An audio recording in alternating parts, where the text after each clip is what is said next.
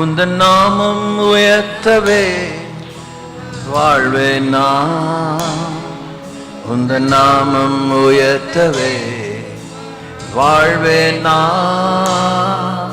உந்தன் வாமம் உயர்த்தவே வாழ்வேன் நான். உந்தன் நாமம் உயர்த்தவே வாழ்வேன் நான். இயேசு நீ பெருகணும் என் வாழ்வில் மகிமை ஒருவருக்கே. நான் இனி சிறுகணும் என் சுவாசம் இயேசு ஒருவருக்கே. இயேசு நீ பெருகணும் என் வாழ்வில் மகிமையும் ஒருவருக்கே. நான் இனி சிறுகணும் என் சுவாசம் இயேசு ஒருவருக்கே.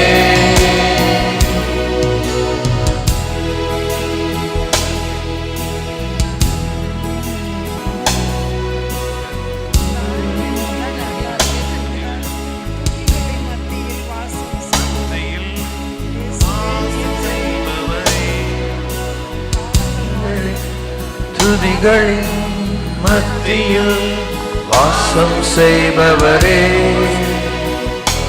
இயேசுவே நீ பெருகணும். ஓகே, நாளைக்கு இது சூப்பராக பாடுவோம். One of the best songs we have selected. Anyway அதை போய் சொதப்பக்கூடாது. சொதப்பெல்லாம் பாடுற பழக்கம் நம்ம சபைக்கு நிறைய பேர் இருக்குது. என்னால் முடியாது.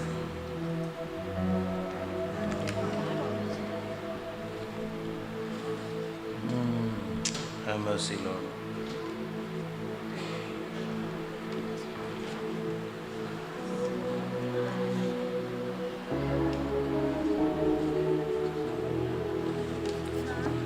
பதினைந்தாம் பாடலை பாடலாம். ஏற்கனவே நாம் போன முகாமில் பாடினோம்னு நினைக்கிறேன். இன்னும் உடைகிறேன். இது இயேசு வர வரைக்கும் நம் வாழ்விலே அரங்கேறிக்கொண்டே இருக்க வேண்டிய ஒரு பெரிய விடுவிக்கும் பேருண்மை. அது அப்போஸ்தலனாகிய பவுலுடைய வாழ்வு நமக்கு அரும்பெரும் உயிருள்ள ஒரு சவாலாக இருக்கிறது. பாடுவோம். G minor 4/4 RK tempo 85. எழும்பி நிற்போம். இன்னும் உடைகிறேன் நான், இன்னும் உடைகிறேன் உங்க கரத்தில் இருக்கவே ஆசைப்படுகிறேன்.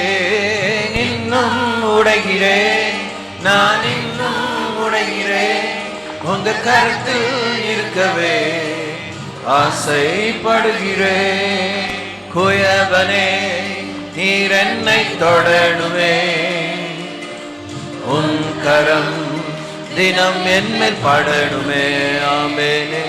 குயவனே நீர் என்னை தொடணுமே, உன் கரம் தினம் என்மேல் படணுமே. எவர்களால் மிதிக்கப்பட்டேனோ அவர்களால் மதிக்கப்பட்டேனே. எவர்களால் மிதிக்கப்பட்டேனோ அவர்களால் மதிக்கப்பட்டேனே. இன்னும் உடைகிறேன் நான், இன்னும் உடைகிறேன் உங்க கரத்தில் இருக்கவே ஆசைப்படுகிறேன். இன்னும் உடைகிறேன் நான், இன்னும் உடைகிறேன் உங்க கரத்தில் இருக்கவே ஆசைப்படுகிறேன். நீர் என்னை வணையும் போது பலமுறை கெட்டு போனேன், உன் கரம் பிடித்த பின்பும் வெகு தூரம் விட்டு போனேன். நீர் என்னை வணையும் போது பலமுறை கெட்டு போனேன், உன் கரம் பிடித்த பின்பும் வெகு தூரம் விட்டு போனேன். மண்ணென்று தூக்கி எறியாமல் பொன்னென்று கரத்தில் வைத்தீரே, மண்ணென்று தூக்கி எறியாமல் பொன்னென்று கரத்தில் வைத்தீரே. இன்னும் உடைகிறேன், நான் இன்னும் உடைகிறேன், உங்க கரத்தில் இருக்கவே ஆசைப்படுகிறேன். இன்னும் உடைகிறேன், நான் இன்னும் உடைகிறேன், உங்க கரத்தில் இருக்கவே ஆசைப்படுகிறேன். உலகத்தின் பார்வையிலே அழுக்காக இருந்தேன் ஐயா, உந்தனின் பார்வை மட்டும் அழகாக தெரிந்தேன் ஐயா. உலகத்தின் பார்வையிலே நான் அழுக்காக இருந்தேன் ஐயா, உந்தனின் பார்வை மட்டும் அழகாக தெரிந்தேன் ஐயா.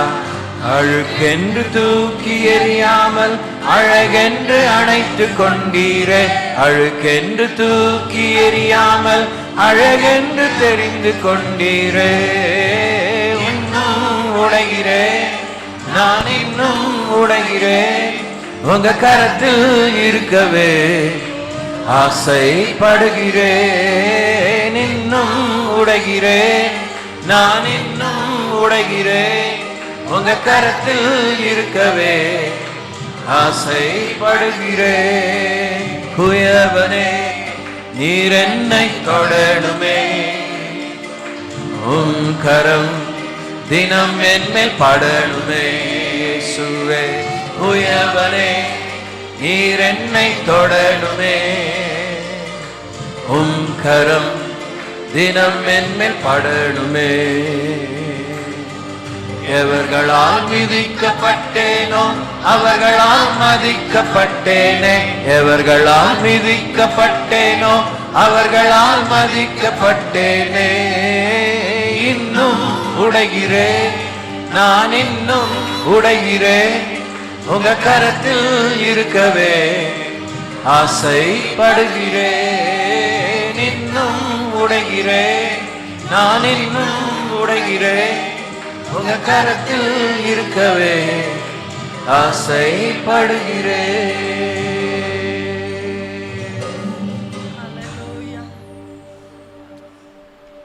எங்கள் இதயத்தின் உண்மையை அறிந்தவரே, எங்கள் நாவில் சொல் பிரவாகத்துக்குமாக அதெல்லாம் தூரத்தில் அறிந்தவரே,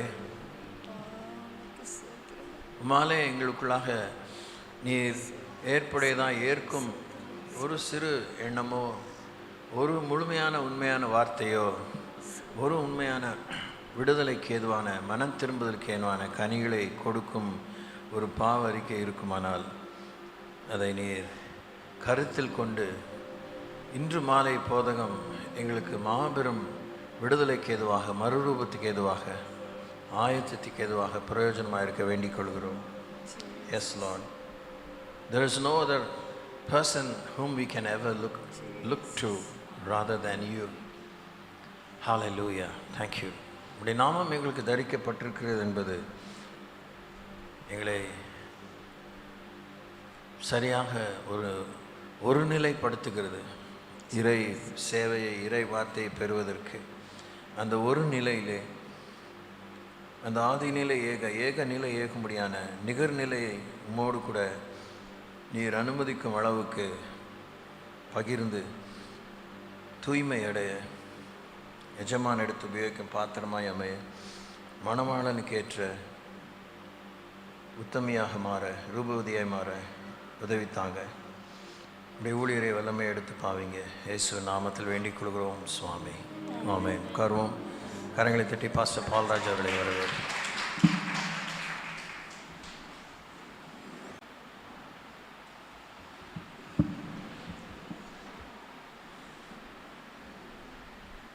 மகிழ்ச்சியாக இருக்கீங்களா?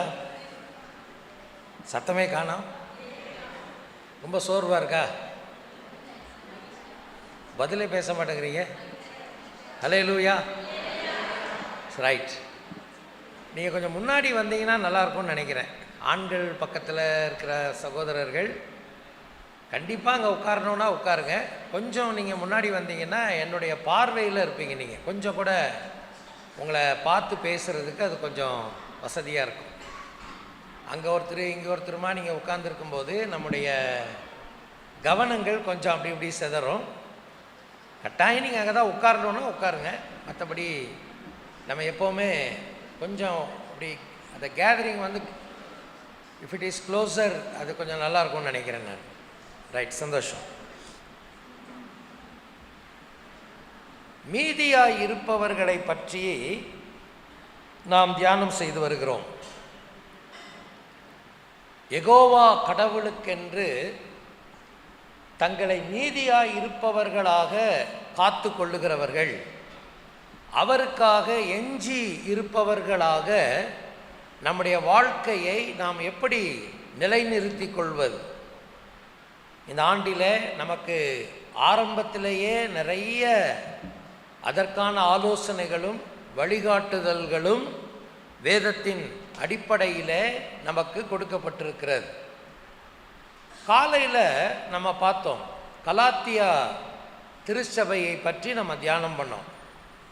கலாத்திய சபைக்கு மீதியாய் இருப்போரின் பட்டியலிலிருந்து விலகி செல்வதற்கான அபாயம் எதன் வழியாக வந்தது? கள்ள போதனையின் வழியாகவும் கள்ள போதகர்கள் வழியாகவும் வந்தது. அந்த தாக்கம் அவர்களை என்ன நிலைக்கு கொண்டு போச்சுன்னு நான் சொன்னேன். ஒரு 6 காரியம் சொன்னேன், உங்களுக்கு ஞாபகம் இருக்கா இல்லையா? அவர்கள் திசை மாற்றம் அடைந்தார்கள், புத்தி இல்லாமல் போனார்கள், புத்தி மயக்கத்திற்குள் போனார்கள், அடிமைத்தனத்தின் நுகத்திற்குட்பட்டார்கள், அதுக்கப்புறம் சரியான ஓட்டத்தை இழந்து போனார்கள், அப்புறம் குளித்த நிலைக்கு அவர்கள் போய்விட்டார்கள். அப்போ நம்மளை எப்போவுமே நம்ம ஒரு கவனமாக, ஆங்கிலத்தில் நம்ம ஒரு வார்த்தை சொல்லுவோம் பார்த்தீங்களா, அலர்ட் அப்படின்னு சொல்லுவோம் பார்த்தீங்களா, எப்பயும் அலர்ட்டாக நம்ம இருக்கிறதற்கு நம்ம ரொம்ப கவனமாக இருக்கணும். பவுலுடைய நிருபங்கள் மிக ஆழமான செய்திகளை நமக்கு அது சொல்லிக்கொண்டே இருக்கிறது. இப்போ நம்ம போன இதில் பார்த்தோம், ஒரு குறிப்பு உங்களுக்கு சொன்னேன், நம்ம கவனமாக இருக்க வேண்டிய இடம்னு வரும்போது எதுக்கு கவனமாக இருக்கணும்னு சொன்னேன்? மீட்பின் வாழ்விற்கு கவனமாக இருக்கணும் இல்லையா? உங்களுக்கு ஞாபகம் இருக்கா? போன தடவை போன செஷனில் நான் சொன்னேன், என்ன வாழ்க்கை கவனமாக இருக்கணும்? மீட்பு வாழ்வுக்கு கவனமாக இருக்க வேண்டும். 3 குறிப்புகளை உங்களோடு கூட நான் பகிர்ந்து கொண்டேன். ஒன்று என்ன சொன்னேன்? அழைத்தவரில் மையம் கொள்ளுவதற்கு நான் கவனமாக இருக்க வேண்டும். 2வது, அழைத்தவரின் வார்த்தையில் போதனையில் நிலை கொள்ளுவதற்கு நான் கவனமாக இருக்க வேண்டும். 3வது என்ன சொன்னேன்? அழைத்தவர் எனக்கு கொடுத்த அனுபவத்தில் நான் நிலைத்திருப்பதற்கு கவனமாக இருக்கணும். நம்முடைய மீட்பு வாழ்க்கையை நம்ம பராமரிக்க வேண்டியது மிக கவனம். அதை ஜாக்கிரதையாக நாம் கண்காணிக்க வேண்டும். கிறிஸ்துவுக்குள் மையம் கொண்டிருப்பதற்கு நம்ம கவனமாக இருக்கணும். இப்போ இந்த செஷனில் அடுத்த விஷயங்களை பார்ப்போம். எவ்வளோ டைம் இருக்கோ அந்த டைம் இருக்கிற வரைக்கும் அடுத்ததை பார்ப்போம். 2வது நமக்கு வருகிற ஒரு பிரச்சனை என்னவென்றால், கிறிஸ்துவில் மறைந்திருப்பதற்கு கவனமாக இருக்க வேண்டும். சேர்ந்து சொல்லுங்க பார்க்கலாம். கிறிஸ்துவில் மறைந்திருப்பதற்கு கவனமாக இருக்க வேண்டும். என்னைக்கு நீங்கள் இப்போ இதுக்கு ஒரு வசனத்தை நீங்கள் வாசித்துட்டு அதுக்கப்புறமா நம்ம அந்த விஷயத்துக்குள்ளே போவோம். 2ஆம் அதிகாரம் 20வது வசனத்தை நாம் வாசிக்கலாம். 2ஆம் அதிகாரம் 20வது வசனம்.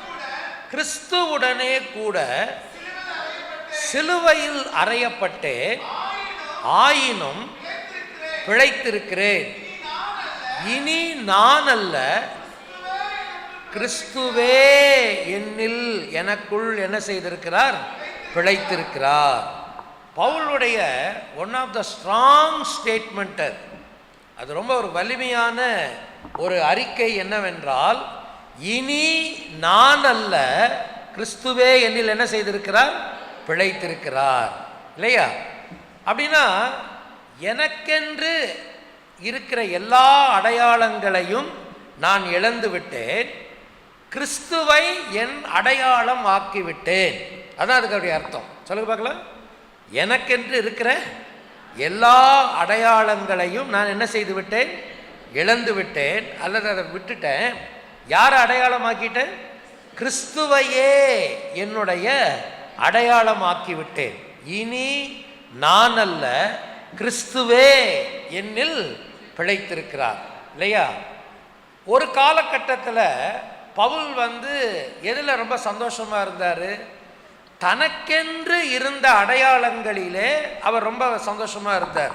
நான் நான் நான் அந்த நான் நான் நான் அப்படின்றது முன்னாடி இருந்துக்கிட்டே இருந்தது.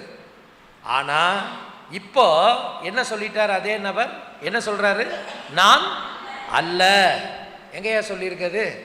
பிலிப்பியர் 3ஆம் அதிகாரம் 4வது வசனத்திலிருந்து நமக்கு கொஞ்சம் அந்த சோர்வை போக்குறதுக்காக நம்ம சேர்ந்து படித்தா நல்லாயிருக்கும்னு நினைக்கிறேன். கையில் பைபிள் வச்சுருக்கிறவங்க எல்லாம் அப்படி சேர்ந்து வாசிங்க பார்க்கலாம். 4வது வசனத்திலிருந்து,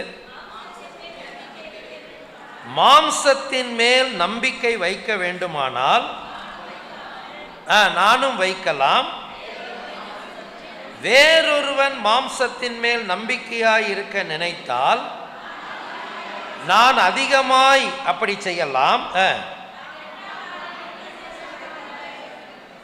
நான் 8ஆம் நாளில் விருத்த சேதனம் அடைந்தவன், இஸ்ரவேல் வம்சத்தான், பென்யமீன் கோத்திரத்தான், எபிரேயரில் பிறந்த எபிரேயன், நியாய பிரமாணத்தின்படி பரிசேயன், பக்தி வைராக்கியத்தின்படி சபையை துன்பப்படுத்தினவன், நியாய பிரமாணத்திற்குரிய நீதியின்படி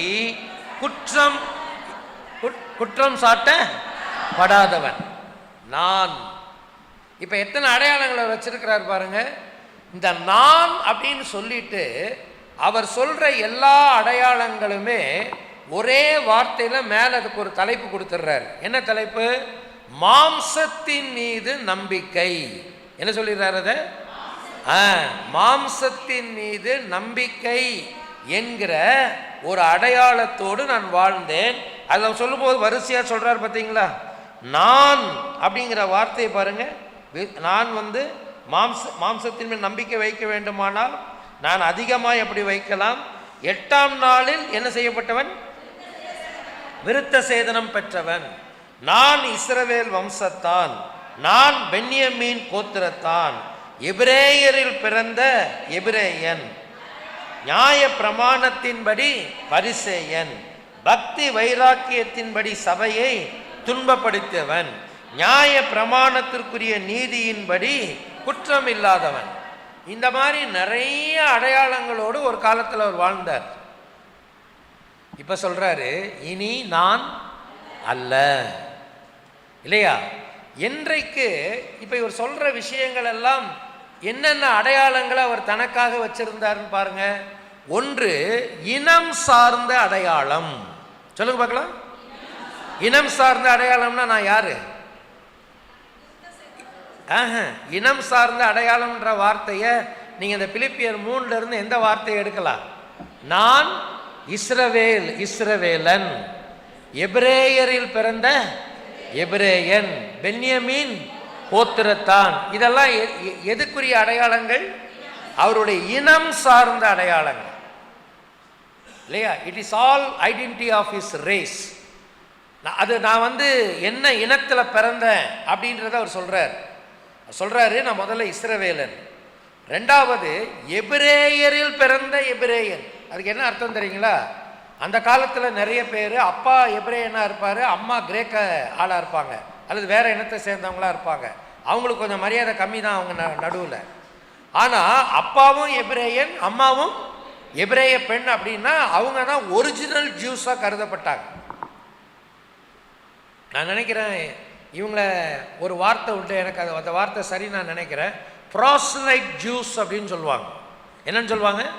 ப்ராஸ்லைட்ஸ் அப்படின்னு சொல்லி. ப்ராஸ்லைட்னா இந்த இனக்கலப்பு உள்ளவர்கள். இப்போ நீங்கள் அப்போஸ்தலர் 16ல் வாசிக்கலாம். தீமோத்தேயுடைய அப்பா கிரேக்க இனத்தை சார்ந்தவர், அம்மா யூத இனத்தை சார்ந்தவர்கள். அப்போஸ்தலர் 16:1 படிங்க, அங்கே வாசிக்கலாம். அங்கே தீமோத்தேயு என்னப்பட்ட ஒரு நீங்கள் என்ன பாவமாக பார்க்குறீங்க? இந்த வசனமே தெரியலையா உங்களுக்கு? வாசிங்க 16:1. தெர்பைக்கும் லீஸ்திராவுக்கும் போனான். அங்கே தீமோத்தேயு என்னப்பட்ட ஒரு சீஷன் இருந்தான். அவன் தாய் விசுவாசம் உள்ள யூத ஸ்திரீ, அவன் தகப்பன் இப்படி இருப்பாங்க. பவுல் சொல்றாரு, அப்படி கூட கிடையாது. எங்க அப்பா அம்மா 2 பேருமே என்ன இனத்தை சார்ந்தவர்கள்? எபிரேய இனத்தை சார்ந்தவர்கள். உங்களுக்கு தெரியுமா, ஒரு யூதனுடைய மிகப்பெரிய பெருமை என்ன தெரியுங்களா? அவன் என்ன கோத்திரத்தில் பிறந்தான்றத அவனுக்கு தெரியணும். இப்போ அவன் பென்யமீன் கோத்திரத்தான்னு சொல்கிறாருன்னு வைங்களேன், பென்யமீன் கோத்திரத்தான் அப்படின்றத அவர் எப்படி நிரூபிக்கணும்னா, அதுக்கு முன்னால் உள்ள சந்ததியெல்லாம் அப்படியே யார் யார் யார் யாருன்னு போனால் அந்த சந்ததியினுடைய முதல் நபர் யாராக இருக்கணும்? பென்யமீனாக இருக்கணும். யாக்கோபின் குமாரனாகிய பென்யமீனாக இருக்கணும். அது அத்தனை 100 ஆண்டுகளுக்கு பின்னால் போயும் அந்த சந்ததியின் தொடர்ச்சி. அதைத்தான் நீங்கள் பைபிளில் நிறைய வாசிக்கலாம். வம்ச வழிபட்டியல். பவுல் சொல்வார்ல ஒரு இடத்துல, முடிவில்லாத வம்ச வரலாறுகளை நீ கவனியாத படிக்கும், என்லெஸ் ஜீனியாலஜிஸ் அப்படின்னு சொல்லுவார். இதெல்லாம் உங்களுக்கு ஒரு பெருமை. நான் ஒரிஜினல் இஸ்ரவேலன். அப்போ ஒரு இனம் சார்ந்த பெருமை, இது அவருடைய அடையாளம். நான் யாரு? இஸ்ரவேலன் இல்லையா? இரண்டாவதாக அவருக்கு இருந்த பெருமை என்ன? 8ஆம் நாளில் நான் என்ன அடைந்தவன்? விருத்த சேதனம் அடைந்தவன் இல்லையா? இது ஒரு சடங்கு சார்ந்த அடையாளம். It's a ritual ceremonial identity.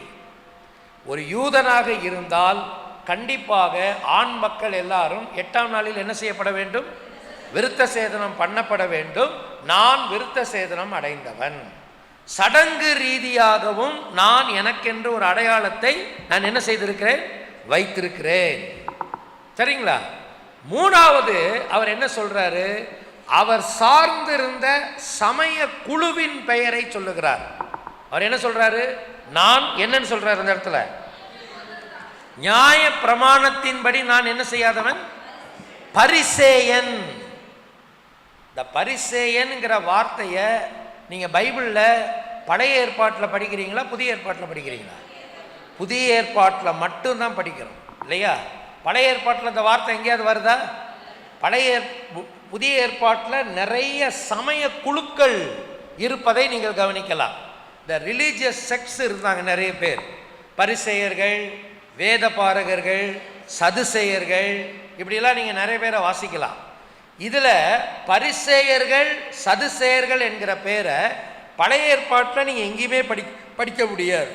வேத பாரகர்கள் என்கிற வார்த்தையை, வேத பாரகன் என்கிற வார்த்தையை நீங்கள் படிக்கலாம். எஸ்ராவின் புத்தகத்தில் நாம் படிக்கிறோம், வேத பாரகன் ஆகிய எஸ்ரான்னு படிக்கிறோம். வேத பாரகர்கள் என்றால் அந்த காலத்தில், பழைய ஏற்பாட்டின் காலத்தில் அவங்க செய்த வேலை என்னென்றால் வேத புத்தகத்தை நகல் எடுக்கிற பணியை செய்தார்கள்.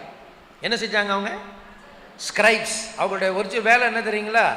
ஒரு ஒரு ஒரு தோல் சுருள் அல்லது ஒரு பகுதி வந்து அந்த வேதத்தின் பகுதி பழமை அடையும் போது அதை பார்த்து அப்படியே அடுத்த ஒரு காப்பியை அவங்க எடுப்பாங்க. பிரிண்டிங் ப்ரெஸ்லாம் கிடையாது, பேப்பர்லாம் கிடையாது.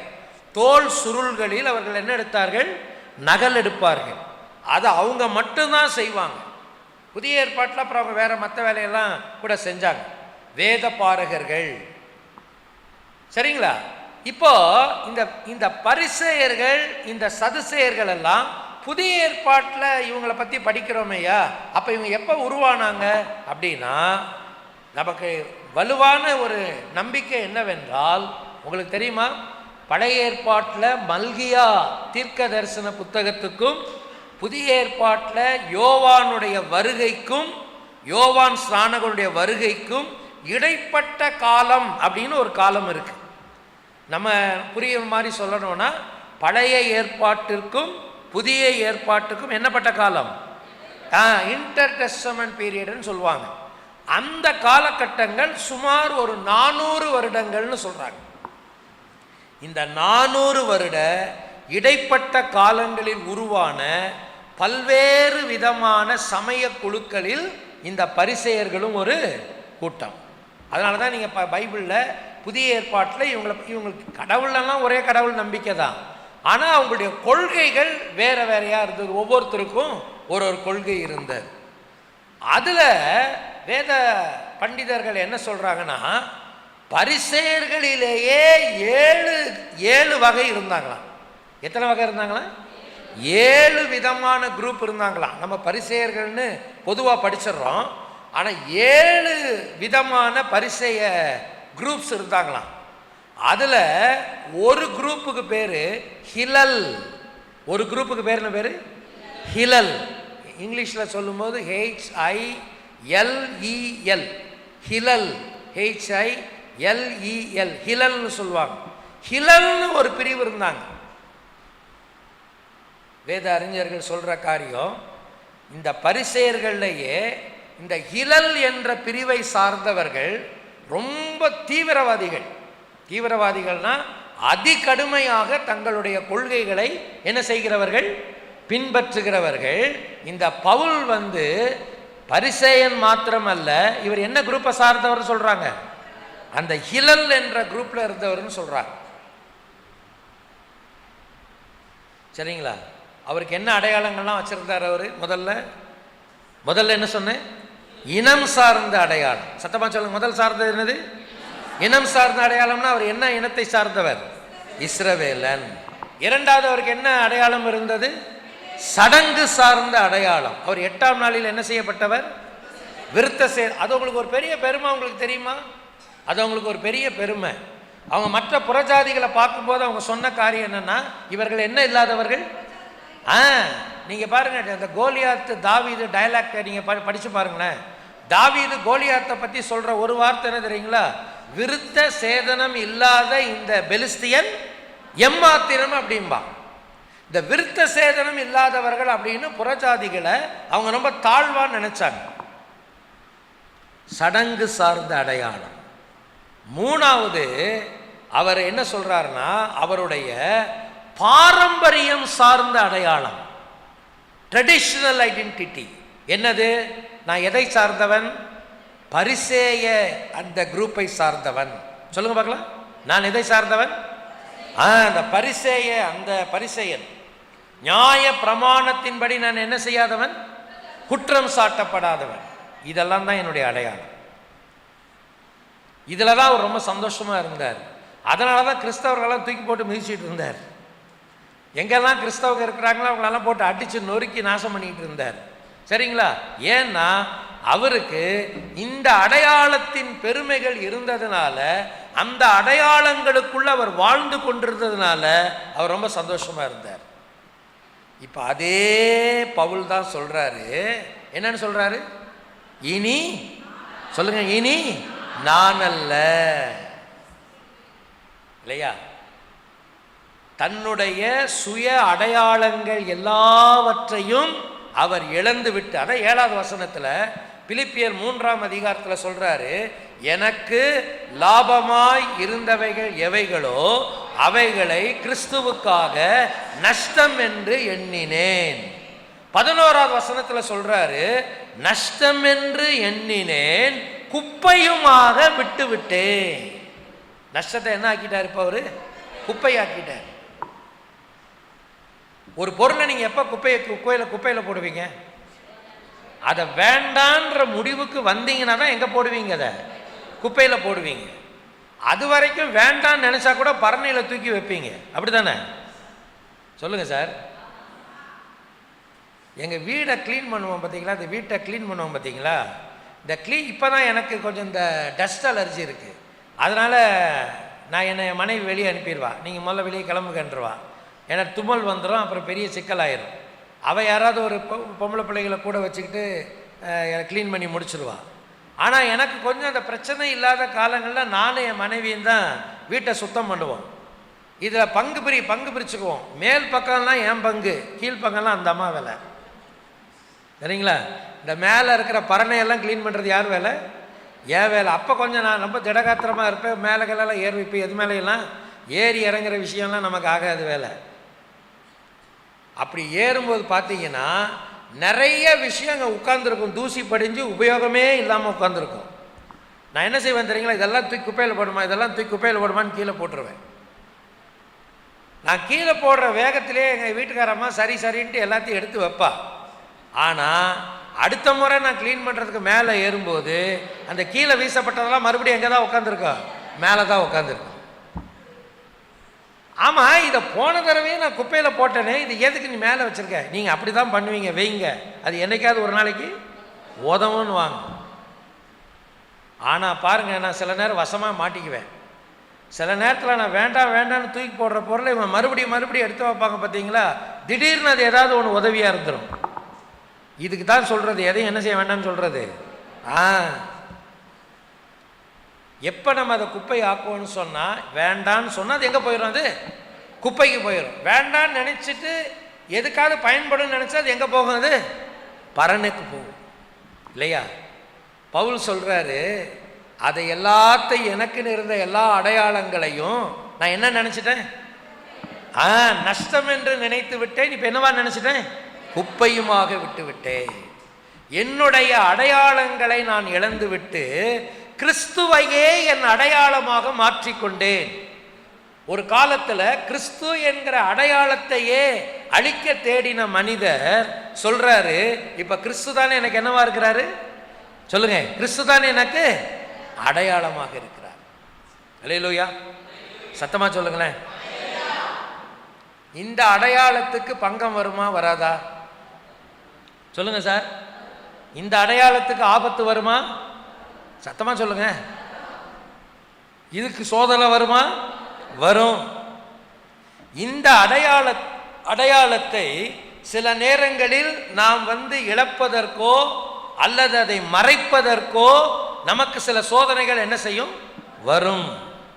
அப்படி வர்ற நேரத்திலலாம் நீங்க சொல்லணும், இனி நான் அல்ல, கிறிஸ்துவே என்னில் பிழைத்திருக்கிறார். இனி நான் அல்ல, கிறிஸ்துவே என்னில் பிழைத்திருக்கிறார். அதை நீங்க சொல்றதுக்கு எல்லா நேரத்திலேயும் வார்த்தையின் வழியாகவும் ரெடியா இருக்கணும், வாழ்க்கையின் வழியாகவும் ரெடியா இருக்கணும். அல்லேலூயா, சத்தமா சொல்லுங்களேன். அதை வார்த்தையில மட்டும் சொல்றதுல புண்ணியம் கிடையாது. எதுலையும் சொல்லணும், வாழ்க்கையிலையும் சொல்லணும். சரி, இதுல பவுல் சந்தித்த அனுபவங்கள் என்ன? இந்த கிறிஸ்துவின் அடையாளத்திற்கு பங்கம் வருவித்த அனுபவங்களை அல்லது அதற்கு வந்த சோதனைகளை பவுல் பேசிட்டு சொல்றாரு, அந்த சோதனைகளிலெல்லாம் நான் என்ன அடைந்தேன்? வெற்றி அடைந்தேன். அல்லேலூயா. எனக்கு அந்த அடையாளத்தை மறைக்கிறதுக்கு வந்த எல்லா சோதனைகளிலும் நான் என்ன அடைந்தேன்? வெற்றி அடைந்தேன். முதல்ல இருந்து வர்றார். வாசிக்கலாமா? ஒரு என்னென்ன விஷயங்கள் பார்க்கலாமா? 1ஆம் அதிகாரத்துக்கு வாங்க. கலாத்தியருக்கு எழுதின நிருபம் 1 அதிகாரத்துக்கு நீங்க வந்தீங்கன்னு சொன்னா நம்ம என்ன வாசிக்கிறோம்? இங்க 15வது வசனத்திலிருந்து வாசிக்கலாம். வாசிக்க. அப்படி இருந்தும் நான் என் தாயின் வயிற்றில் இருந்தது முதல் என்னை பிரித்தெடுத்து தம்முடைய கிருபையினால் அழைத்த தேவன் தம்முடைய குமாரனை நான் புறஜாதியாரிடத்தில் சுவிசேஷமாய் அறிவிக்கும் பொருட்டு அவரை எனக்குள் வெளிப்படுத்த பிரியமாய் இருந்தபோது உடனே மாம்சத்தோடும் இரத்தத்தோடும் நான் ஆலோசனை பண்ணாமல் எனக்கு முன்னே அப்போஸ்தலராய் இருந்தவர்களிடத்தில் எருசலேமுக்கு போகாமலும் உடனே நான் எங்கு புறப்பட்டு போனேன்? அரபி தேசத்திற்கு புறப்பட்டு போய் மறுபடியும் என்ன செய்தேன்? திரும்பி வந்தேன். அப்புறம் எத்தனை வருஷம் சொல்றாரு? 3 வருஷம்னு சொல்றாரு. இப்ப நீங்க இவர் கன்வெர்ட் ஆன விஷயத்தை நமக்கு எல்லாருக்கும் தெரியும் இல்லைங்களா? அப்போஸ்தலர் 9வது அதிகாரத்தில் படிக்கிறோம் இல்லைங்களா? இவர் எப்படி மனமாற்றம் அடைந்தார்னு. இவர் எப்படி மனமாற்றம் அடைந்தாரு? தமஸ்கு என்கிற பட்டணத்தில் இருக்கிற கிறிஸ்தவர்களை துன்புறுத்துவதற்காக போகும்போது கடவுள் இவர் என்ன செஞ்சிட்டாரு? சந்தித்தார் இல்லையா? என்ன சொன்னார்? சவுலே சவுலே ஏன் என்னை துன்பப்படுத்துகிறாய்? நம்ம மக்கள் இன்னைக்கு வரைக்கும் ஒரு தப்பை பண்ணிக்கிட்டே இருப்பாங்க. சவுலை பவுலாக மாற்றியவரே அப்படின்னு ஜெபம் பண்ணிக்கிட்டே இருப்பாங்க. ஹலோ, அவங்க நம்ம என்ன நினச்சிக்கிறோன்னா, சவுல்ன்றது அவருடைய பழைய பேர். அவர் ஞானஸ்நானம் எடுத்து பேரை என்னன்னு மாற்றிக்கிட்டாரு, பவுல்னு மாற்றிக்கிட்டாருன்னு நம்ம நினச்சிக்கிறோம். நம்மெல்லாம் பேரை மாற்றிக்கிறோம் பார்த்தீங்களா, அந்த மாதிரி அவரும் மாற்றிக்கிட்டாருன்னு நினைக்கிறோம். இல்லை, அந்த காலத்தில் பவுல் வாழ்ந்த காலத்தில் ஒரு சாமானிய மனிதனுக்கு குறைந்தது 3 பெயர்களாவது அவனுக்கு இருக்குமா? எத்தனை பேராவது இருக்கு அவனுக்கு? 3 பேராவது அவனுக்கு இருக்குமா? அப்படித்தான் சவுல் வேற பேர் கிடையாது, பவுல் வேற பேர் கிடையாது. சவுல் என்பது அவருடைய எபிரேய மொழியில் பெயர். இப்போ அவர் எபிரேய மொழியில் கூப்பிட்டீங்கன்னா என்னன்னு கூப்பிடணும்? நீங்கள் அவரை சவுல் தான் கூப்பிடணும். ஏன்னா பைபிளில் பழைய ஏற்பாட்டில் யாரை பற்றி படிக்கிறோம்? சவுல்னு படிக்கிறோமா இல்லையா? அதுதான் அது அவருடைய பேர். அதுதான் பவுல் என்பது ரோம அடையாளத்திற்காக அவருக்கு இருந்த அது அது ஒரு லத்தீன் மொழியாக்க பெயர். அது என்ன மொழியாக்க பெயர் அது? ஆமாம், அப்படிதான் சொல்றாங்க. பவுல், சால் பவுலோஸ் அப்படின்றது அவருடைய பெயர். நீங்க ஜெபம் பண்ணக்கூடாது சவுலை பவுலாக சொல்லுங்க சொல்லுங்க, மாற்றியவரையெல்லாம் ஜெபம் பண்ணாதீங்க.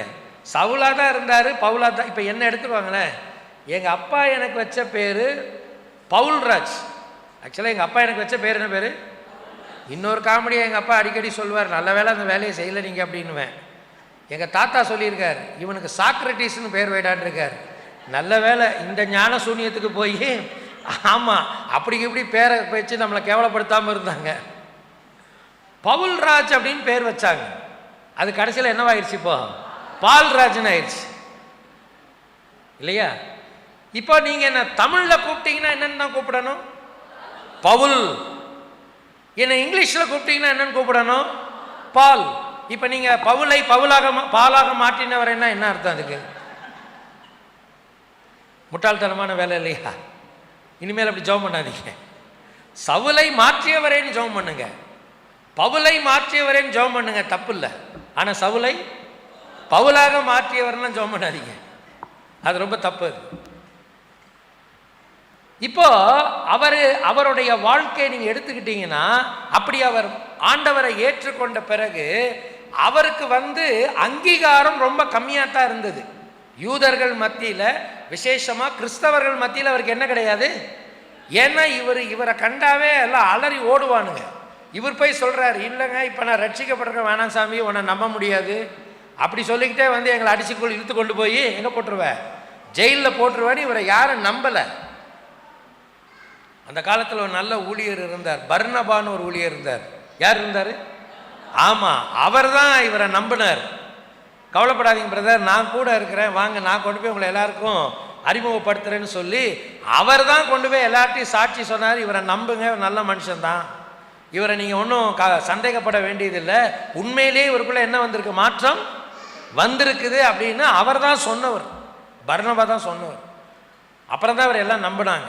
சரி, ஆண்டவரை ஏற்றுக்கொண்டாரு. கொஞ்ச நாள் இந்த சீஷர், நீங்கள் 9ஆம் அதிகாரத்தை வீட்டில் போய் உட்காந்து படித்து பாருங்களேன்.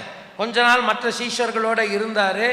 அதுக்கப்புறமா என்ன செய்யறது அப்படின்ற ஒரு சூழ்நிலைக்கு, ஒரு என்ன தீர்மானம் எடுக்கிறது அப்படிங்கிற ஒரு சூழ்நிலைக்கு அவர் வந்தபோது, இப்போ எல்லாருக்கும் இருக்கிற ஒரு சோதனை என்ன தெரியுங்களா? அப்போதைக்கு கிறிஸ்தவர்களுக்கு தலைவர்களாக இருந்தவர்கள் 3 பேர், பேதுரு, யாக்கோபு, யோவான். சொல்லுங்க பார்க்கலாம். பேதுரு, யாக்கோபு, யோவான். இவர்கள் என்னவென்று கருதப்பட்டார்கள்? சபையின் தூண்களாக கருதப்பட்டார்கள். ஆதி திருச்சபையில இந்த மூவரும் என்னவா கருதப்பட்டாங்க? சபையின் தூண்களாக, பில்லர்ஸ் ஆஃப் த சர்ச். பேதுரு நமக்கு தெரியும், யோவான் நமக்கு தெரியும். இவங்க 2 பேரும் இயேசு கிறிஸ்துவினுடைய நேரடியான சீஷர்கள், அப்படித்தானே? இந்த யோவானுக்கு ஒரு சகோதரன் இருந்தார்ல, அவர் பேர் என்ன பேரு? யாக்கோபு. இயேசுநாதர் இவங்க மீன் பிடிச்சிட்டு இருக்கும்போது கூப்பிட்டார்ல 2 பேர் அண்ணன் தம்பிங்களா, யார் யாரு? யாக்கோபு, யோவான்னு 2 பேரை கூப்பிட்டார் இல்லையா? அந்த 2 பேர் தான் ஆரம்பத்தில் இருந்தாங்க. ஆனா அப்போஸ்தலர் 12ஆம் அதிகாரத்தில் அந்த யாக்கோபு, இயேசு கிறிஸ்துவின் நேரடியான சீஷனாக அப்போஸ்தலனாக இருந்த யாக்கோபு இரத்த சாட்சியாக மரித்து போனார். ஏரோது அவனை கொலை செஞ்சிட்டான். அதுக்கு பின்னால நீங்க அப்போஸ்தல நடவடிக்கைகள்ல யாக்கோபுன்னு வாசிக்கிறது அந்த யாக்கோபு கிடையாது, இயேசு கிறிஸ்துவினுடைய ஒன்று விட்ட சகோதரன். வாய் திறந்து சொல்லுங்க பார்க்கலாம். இயேசு கிறிஸ்துவினுடைய, ஆமா, ஆஃப் பிரதர் அப்படின்னு ஆங்கிலத்தில் சொல்லுவாங்க. என்ன பிரதர் எப்படி புரிஞ்சுக்கிறது? இயேசு கிறிஸ்து யாருடைய வயிற்றில் பிறந்தாரு? கன்னி மரியாளுடைய வயிற்றில் பிறந்தார். நம்ம என்ன நம்புறோம்னு சொன்னா, அந்த அம்மா கல்யாணம் நிச்சயம் பண்ண போது தானே தேவதூதன் வந்து சொன்னாரு, அப்பா இயேசு கிறிஸ்து பிறக்கிற வரைக்கும் உங்களுடைய திருமணம் நடக்கவில்லை. கிறிஸ்துவினுடைய பிறப்புக்கு பிறகு மரியாள் திருமண வாழ்வுக்குள் பிரவேசித்தார். அதற்கு பிறகு நம்மை போலவே மற்ற சாதாரண மனிதர்களைப் போலவே அவர்களுக்கு என்ன பிறந்தாங்க? குழந்தைகள் பிறந்தாங்க. பைபிளில் அவங்க பேர் இருக்கா? எங்க இருக்கு? பைபிளில் இருக்குன்றாதீங்க. மத்தேயு 13வது அதிகாரத்தில் 53வது வசனம் பாருங்க, கரெக்டான்னு பாருங்க நான் சொல்றது. வாசிங்க. மத்தேயு 13:53 பாருங்க. 5 வாசிங்க. இவன் தச்சனுடைய குமாரன் அல்லவா? இவனுடைய தாய் மரியாள். யாக்கோபு, யோசே, சீமோன், யூதா என்பவர்கள் இவனுக்கு சகோதரர்கள் அல்லவா? இவனுடைய சகோதரிகளும். இதுதான் பைபிள் சொல்லுது. அப்போ அதுல வந்த ஒருத்தர் பேர் தான் என்ன பேரு? யாக்கோபு. அந்த நேரடியான அந்த சீஷன் யாக்கோபு மரித்த பிறகு இயேசு கிறிஸ்துவின் ஒன்று விட்ட சகோதரன், அவர் என்ன வாகனம்? இயேசுவுக்கு சகோதரன் தானே. ஒன்று விட்டு சகோதரனாக இருந்த யாக்கோபு அந்த இடத்தை நிரப்பினார். இவர் தான் பின்னால யாக்கோபு எழுதின நிருபத்தை எழுதினவர்னு வேத பண்டிதர்கள் சொல்றாங்க. அந்த யூதா நிருபம் வருது பார்த்தீங்களா, அந்த யூதா நிருபமும் இயேசு கிறிஸ்துவின் ஒன்று விட்ட சகோதரரால் எழுதப்பட்டது அப்படின்னு தான் சொல்றாங்க வேத பண்டிதர்கள். அவங்க ரெண்டு பேரும் கிறிஸ்துவின் சகோதரர்கள். ஆனா இவங்க இயேசு கிறிஸ்துவின் சகோதரர்கள் எல்லாருமே கிறிஸ்துவின் மரணம் உயிர்த்தெழுதல் வரைக்கும் இயேசுநாதரை தேவனுடைய குமாரன் என்று அவங்க என்ன செய்யல? அவங்க நம்பல. அவங்க அவரை நம்பவே இல்லை. அவங்க இவன் பாவம், அதாவது அவருடைய அற்புதங்களை அவங்க போற்றுனாங்க, ஆனால் அவரை மேசியாவா ஏற்றுக்கொள்ளலை. ஆனால் அவருடைய மரணம் உயிர்த்தெழுதலுக்கு பிறகு அவங்க என்ன ஆயிட்டாங்க? அவங்க கன்வெர்ட் ஆயிட்டாங்க. உண்மையான ரட்சிப்பை பெற்றுக்கொண்டு ஆண்டவருடைய பிள்ளைகளாக என்ன செஞ்சிட்டாங்க? மாறிட்டாங்க. புரியுதா உங்களுக்கு? இப்போ அது எதுக்கு சொல்ல வரேன்னா, அதுக்கு பிறகு இந்த சபையின் தூண்களாக இருந்தவங்க யாரு? பேதுரு, யாக்கோபு, யோவான். இப்போ எல்லாரும் என்ன சொன்னாங்க பவுலை பார்த்து? ஐயா, இனி உங்களுக்கு இந்த கிறிஸ்தவ சமுதாயத்தில் உங்களுக்கு ஒரு அடையாளம் கிடைக்கணும்னா, அங்கீகாரம் கிடைக்கணும்னா, தயவுசெய்து அந்த தலைவர்களை போய் பாருங்க, அவங்கக்கிட்ட உங்களை நெருக்கமாக வச்சுக்கோங்க, என்ன செய்யறது ஏது செய்யறதுன்னு அவங்கள போய் கேளுங்க, அவர்கிட்ட போய் என்ன வாங்கிக்கோங்க, நீங்கள் ஒரு லெட்டர் என்ன செஞ்சுக்கோங்க. முந்தி கிறிஸ்தவனெல்லாம் அழிக்கிறதுக்கு நீங்கள் ஆசாரியர்கிட்ட லெட்டர் வாங்கினீங்கல்ல, அந்த மாதிரி இப்போ இவங்ககிட்ட ஒரு லெட்டர் வாங்கிட்டீங்கன்னா ரொம்ப வசதியாக இருக்கும் அப்படிலாம் சொல்லியிருப்பாங்க. பவுல் சொல்கிறாரு, இதைத்தான் நீங்கள் இங்கே வாசிக்கிறீங்க. கலாத்தியர் 1ஆம் அதிகாரத்தில் அவர் என்ன சொல்கிறாரு? ஆண்டவர் என்னை அழைத்து அவருடைய ஊழியத்தை நிறைவேற்ற என்னை வெளியே வர சொன்னபோது 16வது வசனத்தில் என்ன படித்தோம்? தம்முடைய குமாரனை நான் புறஜாதிகளுக்குள் சுவிசேஷமாய் அறிவிக்கும் பொருட்டு அவரை எனக்குள் வெளிப்படுத்த பிரியமாய் இருந்தபோது மாம்சத்தோடும் இரத்தத்தோடும் நான் யோசனை செய்யாமல் அப்படின்னு இருக்குதுல்ல, ஆலோசனை செய்யாமல்ன்றது நல்ல மொழிபெயர்ப்பு. ஆலோசனை செய்யாமல் அப்படின்னா இதுக்கு இன்னும் சரியான ஒரு நல்ல மொழிபெயர்ப்பு என்ன தெரியுங்களா? மனித கலந்தாலோசனைகள் இல்லாமல். சொல்லுங்க பார்க்கலாம். மனித கலந்தாலோசனைகள் இல்லாமல். மனிதர்களை கலந்து ஆலோசனை பண்ணி என்ன செய்யறது ஏது செய்யறது, நீங்க ஐடியா சொல்லுங்க அப்படின்லாம் கேட்காம, அதை தான் சொல்கிறார். நான் யார்கிட்ட போல? பேதுருக்கிட்ட போல, யாக்கோபுக்கிட்ட. பாருங்க அடுத்த வசனத்தில் சொல்கிறாரா? என்னன்னு சொல்கிறார் பாருங்க. எனக்கு முந்தி அப்போஸ்தலராக இருந்தவர்களிடத்துல என்ன செய்யல? போகலை. ஆனால் ஆண்டவர் என்னை எங்கே போக சொன்னார்? இங்கே தான் நம்ம அதை பற்றியெல்லாம் தெரிஞ்சுக்கிறோம், இந்த இடத்துல தான். அப்போ அவர் ரட்சிக்கப்பட்ட பிறகு கொஞ்ச நாள்லையே ஆண்டவர் அவரை எங்கே போக சொல்லியிருக்கிறாரு? அரபி தேசத்துக்கு. அவர் எங்கே போய் இருந்தார்? அரபி தேசத்தில் கண்டிப்பாக தனிமையான ஒரு இடத்துல அவர் இருந்திருக்கணும். அநேக புதிய ஏற்பாட்டின் சத்தியங்களை தேவன் அங்கே தான் அவருக்கு என்ன செஞ்சுருக்கணும்? வெளிப்படுத்தி இருக்கணும். அவருக்கு அந்த ரெவலேஷன் எல்லாம் அங்கே தான், அந்த தனியாக இருந்த நாளில் தான் கிடைச்சிருக்கணும். குறைஞ்சது ஒரு 3 வருஷம் அவர் அப்படி போய் இருந்திருக்கிறதாக நம்ம தீர்மானிக்கலாம். புரியுதா உங்களுக்கு? அதை முடிச்சுட்டு திரும்பி வந்த பிறகு என்ன சொல்றாரு பாருங்க. அதுக்கு கீழே என்ன சொல்றாரு? 3 வருடங்கள் சென்ற பின்பு பேதுருவை கண்டுகொள்ளும்படி நான் எருசலேமுக்கு போய் அவனிடத்தில் 15 நாட்கள் தங்கி இருந்தேன். இப்ப வருது பாத்தீங்களா அடுத்த வசனத்துல, கர்த்தருடைய சகோதரனாகிய யாக்கோபை தவிர. இப்ப புரியுதா உங்களுக்கு? ரெண்டாவது வந்த யாக்கோபு யாருன்னு புரியுதா? கர்த்தருடைய இயேசு கிறிஸ்துவினுடைய சகோதரன் அவர் சொல்ல வர்றார். அவர் தான் அப்ப இருந்தார். இப்ப இவருடைய ஸ்டாண்ட் என்ன தெரியுங்களா? நான் எவனையும் மதிக்க மாட்டேன், எனக்கு மேல அவன் எவனா இருந்தாலும் எனக்கு அதை பற்றியெல்லாம் கவலை இல்லை அப்படின்றது அவருடைய ஸ்டாண்ட் கிடையாது. அப்படின்னா திரும்பி வந்த பிறகு அவங்களால அவர் என்ன செஞ்சிருக்க மாட்டார்? போய் சொல்லுங்க, பார்த்துருக்கவே மாட்டார். ஏன் தெரியுங்களா? பேதுரு படிப்பாளி கிடையாது. அவர் என்ன பிடிச்சிட்டு இருந்தவர்? ஆமாம், யோவானும் மீன் பிடிக்கிற தொழிலில் இருந்தவர் தான். அவருக்கும் படிப்பறிவு கிடையாது. நீங்கள் அப்போஸ்தலரில் ஆரம்ப அதிகாரங்களில் பார்க்கலாம், யோவானும் பேதுருவும் படிப்பறிவு இல்லாதவர்கள் என்றும் பேதமை உள்ளவர்கள் என்றும் அங்கே இருக்கிறவங்களாம் என்ன பண்ணியிருந்தாங்க? நல்லா தெரிஞ்சு வச்சுருந்தாங்க. ஆனால் அவங்க தைரியமாக பேசுகிறத கண்டு ஆச்சரியப்பட்டாங்க. ஸோ அவங்களுக்கு படிப்பறிவு கிடையாது. யாக்கோபு, இப்போ இந்த யாக்கோபை பற்றி என்னன்னு நமக்கு தெரியாது.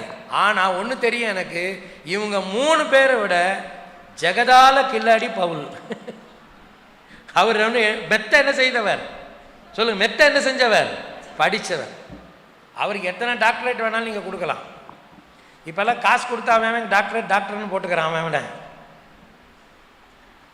ஆனால் நீங்கள் அவருக்கு எத்தனை டாக்டரேட் வேணாலும் கொடுக்கலாம். உலக பிரகாரமான கல்வியிலும் வேதம் சார்ந்த கல்வியிலும் பெரிய நிபுணர் அவர். அவர் என்ன நினைக்கலன்னு இவனுங்களை போய் நான் என்ன பார்க்குறதுன்னு அவர் நினைக்கவே இல்லை. ஆனால் அதுக்கு முன்னால் இவங்களை போய் பார்த்தா தான் ஏன் அதிகாரத்தில் இருக்கிறாங்க, இவங்களுடைய தயவு நமக்கு தேவைன்னு அவர் நினைக்கல. இப்போ 2க்கு நடுவில் என்ன நினைச்சார் அவர்?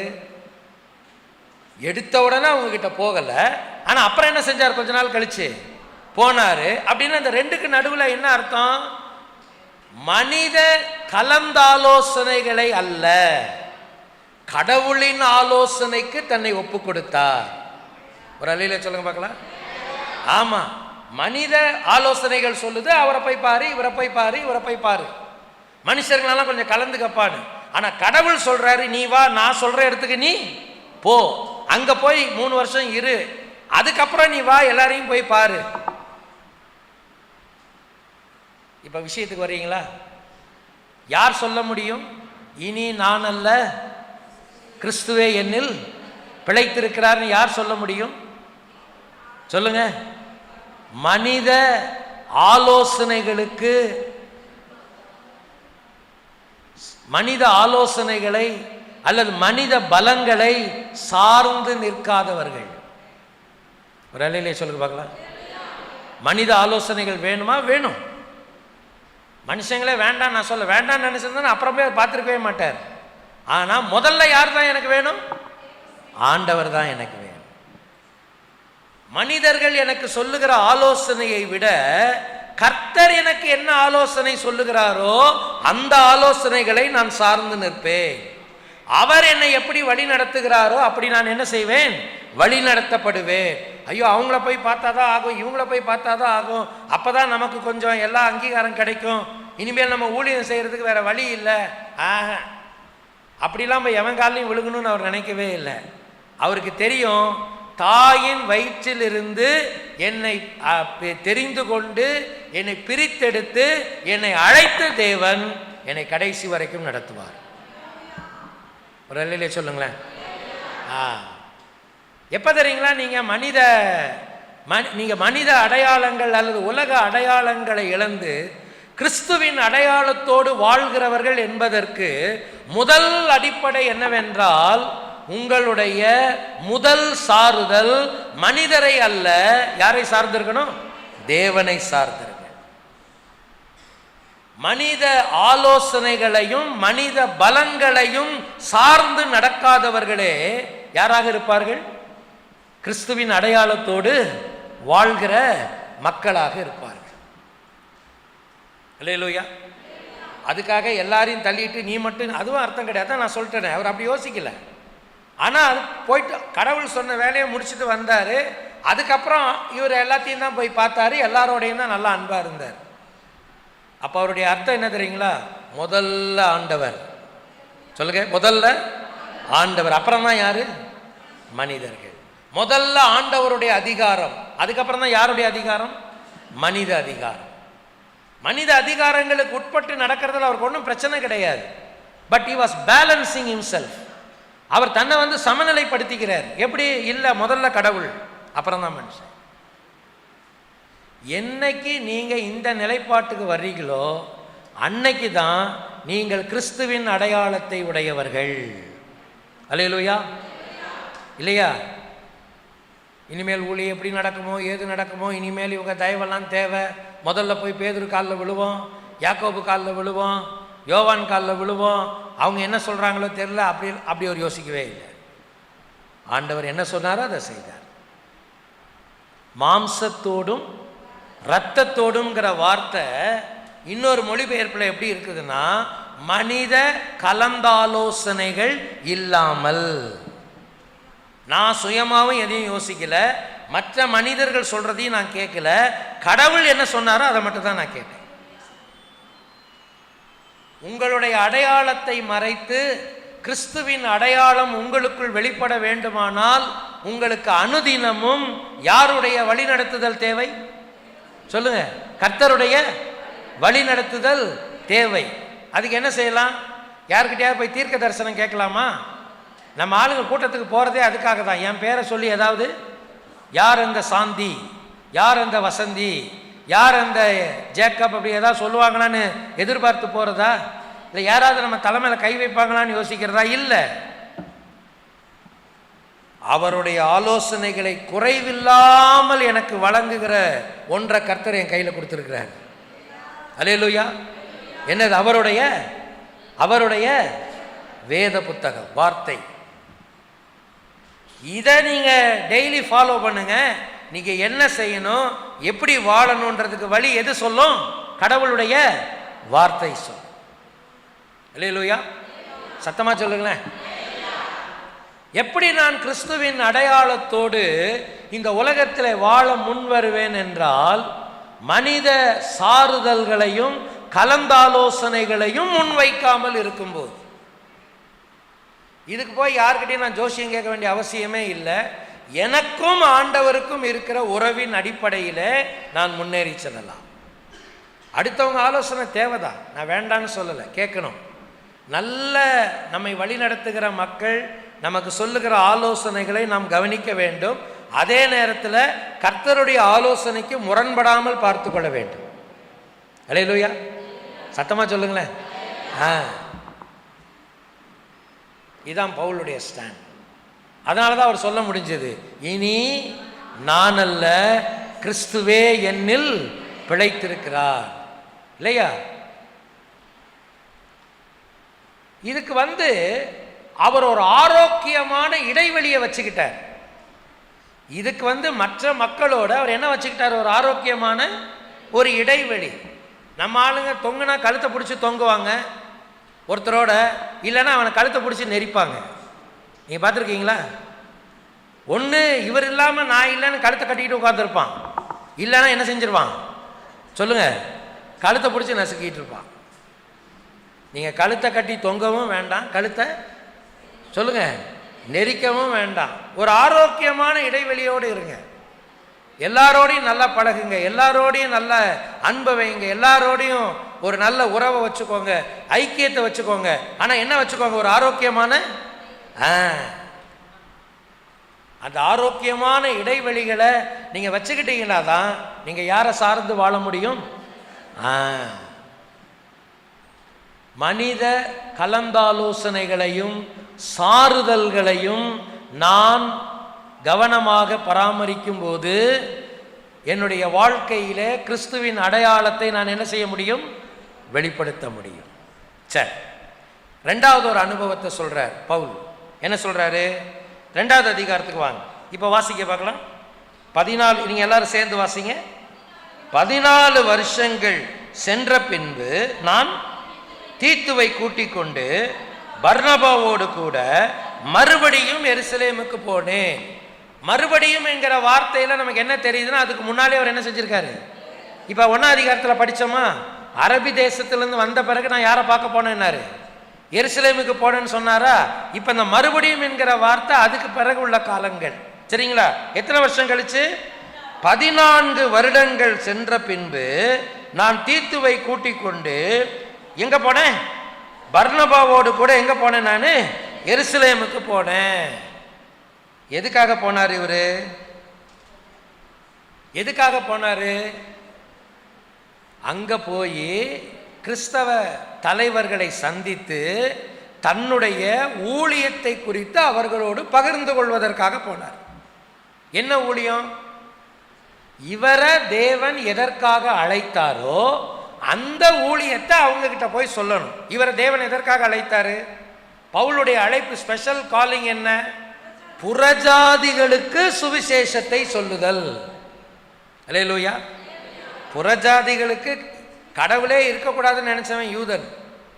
ஆனா ஆண்டவர் சொன்னாரு, புறஜாதிகளுக்கு நீ என்னை பத்தி சொல்லுப்பா, அதுக்கு தான் நான் உன்னை தெரிந்து கொண்டேன்னு சொன்னபோது அதுல அவருடைய மினிஸ்ட்ரியை பத்தி அதுல இருந்த அநேக ஆசீர்வாதங்களை பகிர்ந்து கொள்வதற்காக இவர் அங்க போனார்.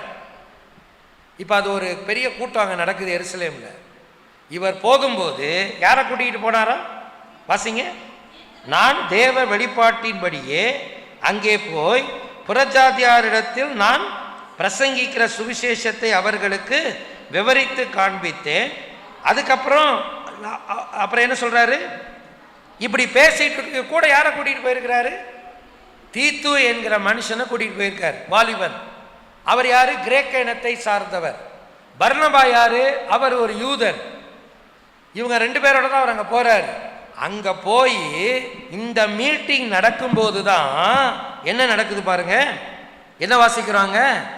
ஆனாலும் அவர் என்ன சொல்றாரு பாருங்க. போய் காயினும் நான் ஓடுகிறதும் ஓடினதும் வீணாகாதபடிக்கு தனிமையாய் விவரித்து காண்பித்தேன்.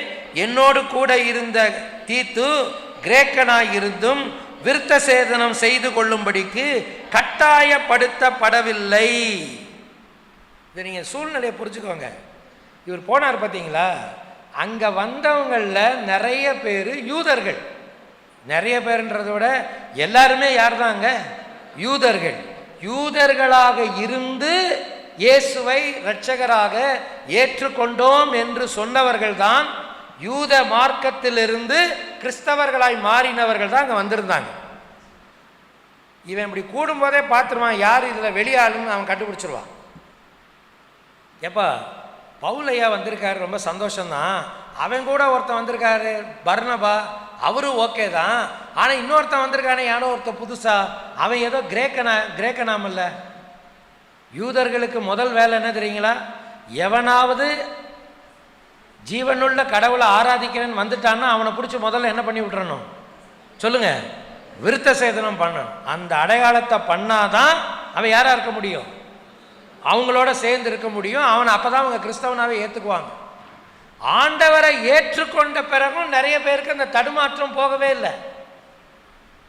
அதான் பவுல் சொல்றாரு, அங்க நிறைய பேர் அவனை பார்த்தாங்க, ஆனா யாருமே அவனை எல்லாரும் தெரிஞ்சுக்கிட்டாங்க அவன் விருத்த சேதனம் பண்ணி கொள்ளாதவன். ஆனால் யாரை ஏற்றுக்கொண்டவன்? இயேசுவை ஏற்றுக்கொண்டவன் தெரியும், புறஜாதியான்னு தெரியும். யாரும் அவனை கட்டாயப்படுத்தல. இப்ப இங்க அடுத்த வசனத்தை வாசிக்க. என்னாச்சு அப்புறம்? கிறிஸ்து இயேசுவுக்குள் நமக்கு உண்டான சுயாதீனத்தை உளவு பார்த்து நம்மை நியாய பிரமாணத்திற்கு அடிமைகளாக்கும் பொருட்டு பக்க வழியாய் நுழைந்த கள்ள சகோதரராலே, என்னது ஆளே அப்படி ஒருத்தர் படிங்க சத்தமா அந்த வசனத்தை.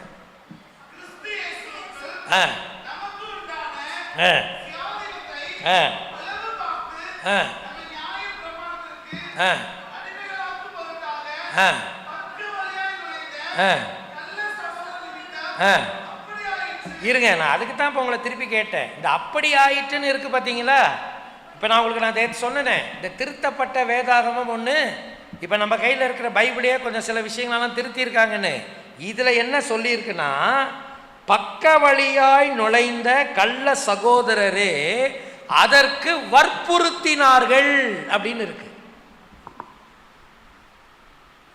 கொஞ்சம் என் கூட நீங்கள் ட்ராவல் பண்ணுறீங்கல்ல, இப்போ தான் படித்தோம். யார் அவரை என்ன செய்யலை? வற்புறுத்த கட்டாயப்படுத்தலைன்னு மேலே படித்தோம். இப்போ கீழே என்ன படிக்கிறோம்? அவரை என்ன செஞ்சாங்க? கட்டாயப்படுத்துனாங்கன்னு படித்தோம். அப்போ கட்டாயப்படுத்தாதவர்களும் இருந்தார்கள், கட்டாயப்படுத்தினவர்களும் இருந்தாங்க. இந்த கட்டாயப்படுத்தினவங்களை பவுல் என்னன்னு சொல்றாரு தெரியுங்களா? அவர்களை கிறிஸ்தவ சகோதரர்கள் என்று அவர் சொல்லவில்லை. அவங்களை என்னன்னு சொல்றாரு? பக்க வழியாய் நுழைந்த கள்ள சகோதரர். அல்லேலூயா. அவங்களுக்கு பேர் என்ன பேருங்க? பக்க வழியாய் நுழைந்த கள்ள சகோதரர்னா அதுக்கு எதிர்பார்த்த என்ன தெரியுங்களா? நேர் வழியாக வராதவர்கள். அவங்க எப்படி வராதவங்க? எல்லாரும் கதவு வழியாக தானுங்க உள்ளே வந்தீங்க. யாராவது ஜன்னலை உடச்சிக்கிட்டா உள்ள குதிச்சிங்க? ஜன்னலை உடச்சிட்டு ஒருத்தர் உள்ளே குதிக்கிறான்னா அவன் யாராத்தான் இருப்பான்? அவன் திருடனாத்தான் இருப்பான் இல்லையா? நியாயமான முறையில் கதவை திறந்து உள்ளே வர்றவங்க யாராக இருப்பாங்க? சரியான வழியில் வர்றவங்களா இருப்பாங்க இல்லை? அப்போ அவர் என்ன சொல்கிறாரு? பக்க வழியாய் நுழைந்தன்ற வார்த்தைக்கு அர்த்தம் என்ன தெரியுங்களா? திருட்டுத்தனமாக உள்ள நுழைஞ்ச, அதாவது கிறிஸ்தவத்திற்குள்ள திருட்டுத்தனமாக உள்ள நுழைஞ்சு இந்த மாதிரி சூழ்நிலையில் நம்மளை கவிழ்க்கிறதுக்குன்னே ஒரு கள்ள கூட்டம் என்ன செய்யும்? இருக்கும். அவங்க தான் வந்து என்ன கொடுத்தாங்க? ஒரு கட்டாயத்தை, வற்புறுத்தலை கொடுத்தாங்க. இருக்கட்டும் சார், அவன் கிரேக்கனா? ஆமாம். இப்போ என்ன உனக்கு அதில் என்ன பிரச்சனை? அவர் இயேசு ஏற்றுக்கிட்டாருங்களா? ஆமாம். இப்போ என்ன பிரச்சனை? எல்லாம் கரெக்டு தான், ஆனால் என்ன பண்ணிட்டா நல்லா இருக்கும் கொஞ்சம்?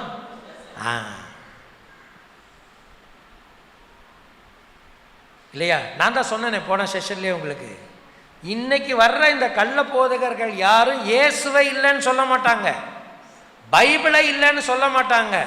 இதை வச்சுக்கோங்க, நாங்கள் சொல்கிறதையும் கொஞ்சம் என்ன செய்யுங்க, அதைத்தான் அவன் சொல்லுவோம். அதையும் வச்சுக்கோங்க, நான் சொல்கிறதையும் கொஞ்சம் கேளுங்கம்பா. இது ஆவியானவர் எனக்கு வெளிப்படுத்தினாருன்னுவான். நான் 40 நாள் ஃபாஸ்டிங் இருந்தேன்னுவான். கடவுளே வந்து நேரடியாக என்கிட்ட பேசினாருன்னுவான். இதெல்லாம் இன்றைக்கி ரொம்ப சர்வசாதாரணமாக சொல்லுவான். ஏன்னா அவனுக்கு காரியம் சாதிக்கணும். புரியுதா உங்களுக்கு? இப்போ பவுல் அதுக்கு என்ன பதில் சொல்கிறார் பாருங்க, சொல்லுங்க, வாசிங்க. வற்புறுத்தினார்கள். என்ன சொல்கிறார் பாருங்க, சுவிசேஷத்தின் சத்தியம் உங்களிடத்திலே நிலைத்திருக்கும்படி நாங்கள் ஒரு நாழிகையாகிலும் அவர்களுக்கு கீழ்ப்படிந்து இணங்கவில்லை. மேலே படித்தோம் வற்புறுத்தினார்கள், கீழே படிக்கிறோம் இணங்கவில்லை. அப்போ நமக்கு என்ன இருக்கும்? என்ன இருக்கும்? பேசுங்க. நமக்கு என்ன இருக்கும்? வற்புறுத்தல்கள் இருக்கும், கட்டாயங்கள் இருக்கும். ஆனால் நம்ம என்ன செய்யக்கூடாது? சொல்லுங்க, இணங்கக்கூடாது. சத்தமாக சொல்லுங்க. வற்புறுத்தல்கள் இருக்கும், ஆனால் நான் என்ன செய்ய மாட்டேன்? இணங்க மாட்டேன். அல்லேலூயா. யார் கட்டாயங்களுக்கு இடம் கொடுக்காமல், வற்புறுத்தல்களுக்கு இடம் கொடுக்காமல், கிறிஸ்துவின் சத்தியத்திற்காக இணங்காமல் நிற்கிறார்களோ அவர்களே கிறிஸ்துவை தங்கள் அடையாளமாக கொண்டவர்கள் இல்லையா? அவர்கள்தான் சொல்ல முடியும், இனி ஜீவிப்பது நான் அல்ல, கிறிஸ்துவே என்னில் ஜீவிக்கிறார். அவன் தான் சொல்ல முடியாது. சொல்கிற இடத்துலலாம் போய் எல்லாத்துக்கும் தலையாட்டிக்கிட்டு வர்றவன் அப்படி சொல்ல முடியாது. அது ரொம்ப டேஞ்சரான வேலை. இப்போ முதல்ல என்ன நம்ம படிக்கிறோம்? யார் கிறிஸ்துவின் அடையாளத்தை பெற்றவர்கள்? மனித ஆலோசனைகளுக்கும் மனித சாறுதல்களுக்கும் என்ன செய்யாதவர்கள்? ஆர்வம் கொள்ளாதவர்கள், தேடாதவர்கள். இரண்டாவது, மனித நிர்பந்தங்களுக்கும் அவர்களுடைய வற்புறுத்தல்களுக்கும் என்ன செய்யாதவர்கள்? இணங்காதவர்கள். யார் சொன்னா என்னங்க? பவுல் ஒரு வார்த்தை சொல்றார், எனக்கு யாரை பத்தி என்ன இல்லை, கவலை இல்லைன்றார் இல்லையா? அவர் என்ன சொல்றார் பாருங்க, 6வது வசனத்துல, அல்லாமலும். இங்க பாருங்களேன், இந்த எண்ணிக்கை உள்ளவர்களா இருந்தவர்கள் இருக்கு இல்லையா? நம்ம டிரான்ஸ்லேஷன்ல நிறைய விஷயம் நீங்க சரியா புரிஞ்சுக்கணும்னா இதையும் ஒன்று வாங்கி வச்சுக்கோங்க. அதே பைபிள் தான், இதுல கொஞ்சம் சிலதெல்லாம் அழகா இந்த இலக்கண பிழையை மாத்தி இருக்கிறாங்க. நான் இதுல வாசிக்கல. அல்லாமலும் முக்கியமானவர்களாய் இருந்தவர்கள், எண்ணிக்கை உள்ளவர்களாய் இருந்தவர்கள்ங்கிற வார்த்தை சரியான விதத்தில் வரணும்னா என்ன வரணும்? முக்கியமானவர்களாய் இருந்தவர்கள், புதிதாக எனக்கு எதுவும் கற்பிக்கவில்லை. அவர்கள் எப்படிப்பட்டவர்களாய் இருந்தாலும் எனக்கு கவலை இல்லை. ஏனென்றால் தேவன் மனிதரிடத்தில் என்ன உள்ளவர் அல்ல. இப்ப அவர் என்ன சொல்ல வர்றாரு? நீ எவ்வளவு பெரிய ஆளா இருந்தாலும் எனக்கு பிரச்சனை இல்லப்பா, எனக்கு யார் தான் முக்கியம்? ஆண்டவர் தான் முக்கியம். அல்லேலூயா, சத்தமா சொல்லுங்களேன். அவர் சொன்னார் பிரதர், இவர் சொன்னார் பிரதர், அவர் பெரிய ஊழியக்காரர் பிரதர், அவங்களே எங்கள் பழனியில் வச்சுருப்பார். எல்லாம் எல்லாருக்கும் அங்கே தெரியும். நிறையனா ஒரு 40 வருஷமாக அந்த ஊரில் இருக்கிற நிறைய பேரோட பழக்கம் இருக்குது. அதில் ஒருத்தருக்கு என் மேலே வருத்தம், பிரதர் நீங்கள் ஆரம்பத்துலலாம் எங்கள் வீட்டுக்கெல்லாம் வருவீங்க, இப்போல்லாம் நீங்கள் வர்றதே இல்லை அப்படின்னு. அவர் சிஎஸ்சி சபைக்கு போகிறவர். அப்போ நானும் சபை ஊழியத்தில் இல்லை, நான் வெளியில் இருந்தேன், சிறு பிள்ளைகள் மத்தியில் ஊழியம் செய்து கொண்டிருந்தேன். அப்போ அவங்க வீட்டுக்கெல்லாம் நான் போயிட்டு வந்துட்டு, அப்போ நான் சொன்னேன், அண்ணா இப்போ என்னுடைய ஊழியங்கள்லாம் நிறைய மாறி போச்சு, இப்போ நான் இன்னென்ன பிரகாரம் இப்படி இருக்கிறேன், எனக்கு அப்படியெல்லாம் போகிறதுக்கெல்லாம் இப்போ என்ன கிடையாது, நேரமும் கிடையாது, நம்ம அன்பு என்னைக்கும் இருக்கும், ஒன்றும் பிரச்சனை இல்லைன்னு. அதுக்கு அவர் சொன்ன காரியம் என்ன தெரியுங்களா? தமிழ்நாட்டிலேயே ஒரு பெரிய ஊழியக்காரர் பேரை சொல்லி, நீங்கள் என்ன பிரதர் இப்படி சொல்கிறீங்க, அவரே எங்கள் வீட்டில் தான் தங்குவார் அப்படின்னு. அவரே வந்தால் யார் வீட்டில் தான் தங்குவார்? எனக்கு வாய் வரைக்கும் ஒரு வார்த்தை வந்துச்சு, அவர் தங்குறது இருக்கட்டும், இயேசுநாதர் தங்குறாரான்னு கேட்கணும்னு வந்துச்சு எனக்கு. சார் அவன் எவ்வளோ பெரிய ஆளாக இருந்தா என்ன சார்?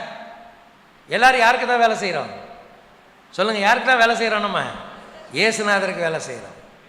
அல்லேலூயா, சத்தமாக சொல்லுங்களேன். நான் அவருடைய பிள்ளை மாத்திரம் அல்ல, நான் அவருடைய வேலைக்காரன், நான் அவருக்கு தான் வேலை செய்கிறேன். இதில் நான் எப்போவுமே நான் கவனமாக இருக்கணும். அப்போ எனக்கு யார் சொன்னால் என்ன சார்? எனக்கு கடவுள் என்ன சொல்கிறாரோ அதை மட்டும் தான் நான் செய்வேன். அல்லேலூயா, வேதம் என்ன சொல்லுதோ அதை தான் நான் சொல்லுவேன். அவர் சொல்கிறாரு, தேவன் பட்சபாதம் உள்ளவர் அல்ல. அதுக்கு என்ன அர்த்தம் தெரியுங்களா? அவர் யூதன் என்றும் கிரேக்கன் என்றும் பார்ப்பதில்லை. அவருக்கு யூதர்கள் கிரேக்கர்கள் எல்லாரும் அவருடைய பிள்ளைகள் தான். அவருடைய நாமத்தின் மேல் விசுவாசம் உள்ளவர்களாய் அவரை ஏற்றுக்கொண்டவர்கள் எத்தனை பேர்களோ அத்தனை பேர்களும் தேவனுடைய பிள்ளைகள் தான். நான் யாருடைய வற்புறுத்தலுக்கு என்ன செய்ய மாட்டேன். எங்கள் சபை மக்கள்லாம் பார்த்தீங்கன்னா, எனக்கு ஒரு சின்ன கிராம சபை இருக்குது. அவங்க எல்லாருமே ஏழை எளிய மக்கள், படிப்பறிவு இல்லாத மக்கள், கூலி தொழிலாளர்கள் தான். அவங்களுக்கு நிறைய அழுத்தங்கள் இருக்கிறது. அவங்க இருக்கிற இடங்களில், அவங்க கிராமங்களில் நிறைய பிரச்சனைகளை அவங்க சந்திக்கிறாங்க. அதில் ஒரு பிரச்சனை என்ன தெரியுங்களா? ஊர் திருவிழாவுக்கு வரி கட்டுறது. ஊர் திருவிழாவுக்கு என்ன கட்டுறது? வரி கட்டுறது. இவங்க கொடுக்க மாட்டாங்க. இவ்வளோ நாள் கொடுத்துட்டு இருந்தீங்க, இப்போ ஏன் கொடுக்க மாட்டீங்க? நான் சொன்னேன் கொடுக்காதீங்க. ஆனால் நீங்களெல்லாம் விக்கிரகத்தை ஆராதிக்கிறீர்கள், நாங்கள் ஜீவனுள்ள தேவனை ஆராதிக்கிறோம்னு அங்கே போய் இப்படி இதெல்லாம் அகராதி பேசாதீங்க. உடனே ஒன்று சொல்லுங்கள், இல்லைங்க நாங்கள் இப்போ என்ன செய்கிறதில்ல, கொடுக்கறது இல்லைன்றதை நீங்கள் மெதுவாக சொல்லி விட்டுருங்க, கொடுக்காம இருங்க. நான் கொடுத்துடாதீங்க, ஆனால் கொடுக்கலன்றதை காயப்படுத்தாமல் சொல்லிடுங்க. இந்த பிரச்சனை சிலருக்கு ஒரு 3 வருஷம் நீடிச்சுது, 4 வருஷம் நீடிச்சுது. ஒவ்வொரு வருஷமும் இந்த பிரச்சனையோடய எங்கள் மக்கள் இவங்க கொடுக்கவே மாட்டாங்க. தண்ணி எடுக்க விட மாட்டான்னு வானுங்க, ஊருக்குள்ளே இருக்கக்கூடாதுன்னு வானுங்க, எல்லா சேட்டையும் பண்ணானுங்க. ஒரு காலகட்டம் அவனுங்களே சலிச்சு போய் தொலைங்கடான்னு விட்டானுங்க. அல்லேலூயா, சத்தமாக சொல்லுங்களேன். ஆமாம், மனித நிர்பந்தங்களுக்கோ கட்டாயங்களுக்கோ ஒருபோதும் நீங்கள் என்ன செய்யக்கூடாது. அவர் சொன்னார், யார் சொன்னா என்ன சார், அவர் எவ்வளோ பெரிய ஆளாக இருந்தாலும் அதை பற்றி எனக்கு கவலை இல்லை. கடவுள் என்ன சொல்கிறாரோ அதை மட்டும்தான் நான் செய்வேன். இந்த நிலைப்பாட்டை பழைய ஏற்பாட்டில் ஆரோன் அப்படிங்கிற ஊழியக்கார் எடுக்காமல் போனதுனால ஆயிரக்கணக்கான மக்கள் விக்கிரக ஆராதனை பண்ணி கடவுளுடைய சாபத்தை வாங்கி அவர்கள் கொல்லப்பட்டார்கள். எங்க இருக்கு தெரியுமா உங்களுக்கு? யாத்ராகமத்தின் புத்தகம் 32ஆம் அதிகாரத்தில் வாசிங்க பார்க்கலாம். யாத்ராகமம் 32ஆம் அதிகாரத்தில் முதல் வசனத்திலிருந்து வாசிங்க. மோசே மலையிலிருந்து இறங்கி வர தாமதித்த போது ஜனங்கள் கண்டபோது கூட்டம் கூடி அவனை நோக்கி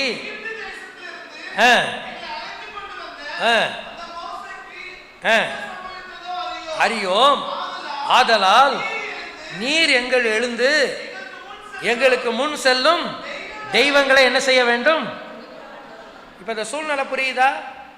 இஸ்ரவேல் மக்கள் எங்கிருந்து வந்திருக்கிறாங்க? எகிப்திலிருந்து வந்திருக்கிறாங்க. இப்ப எங்க இருக்கிறாங்க? சீனாய் மலையின் அடிவாரத்தில் இருக்கிறாங்க. எங்க இருக்கிறாங்க?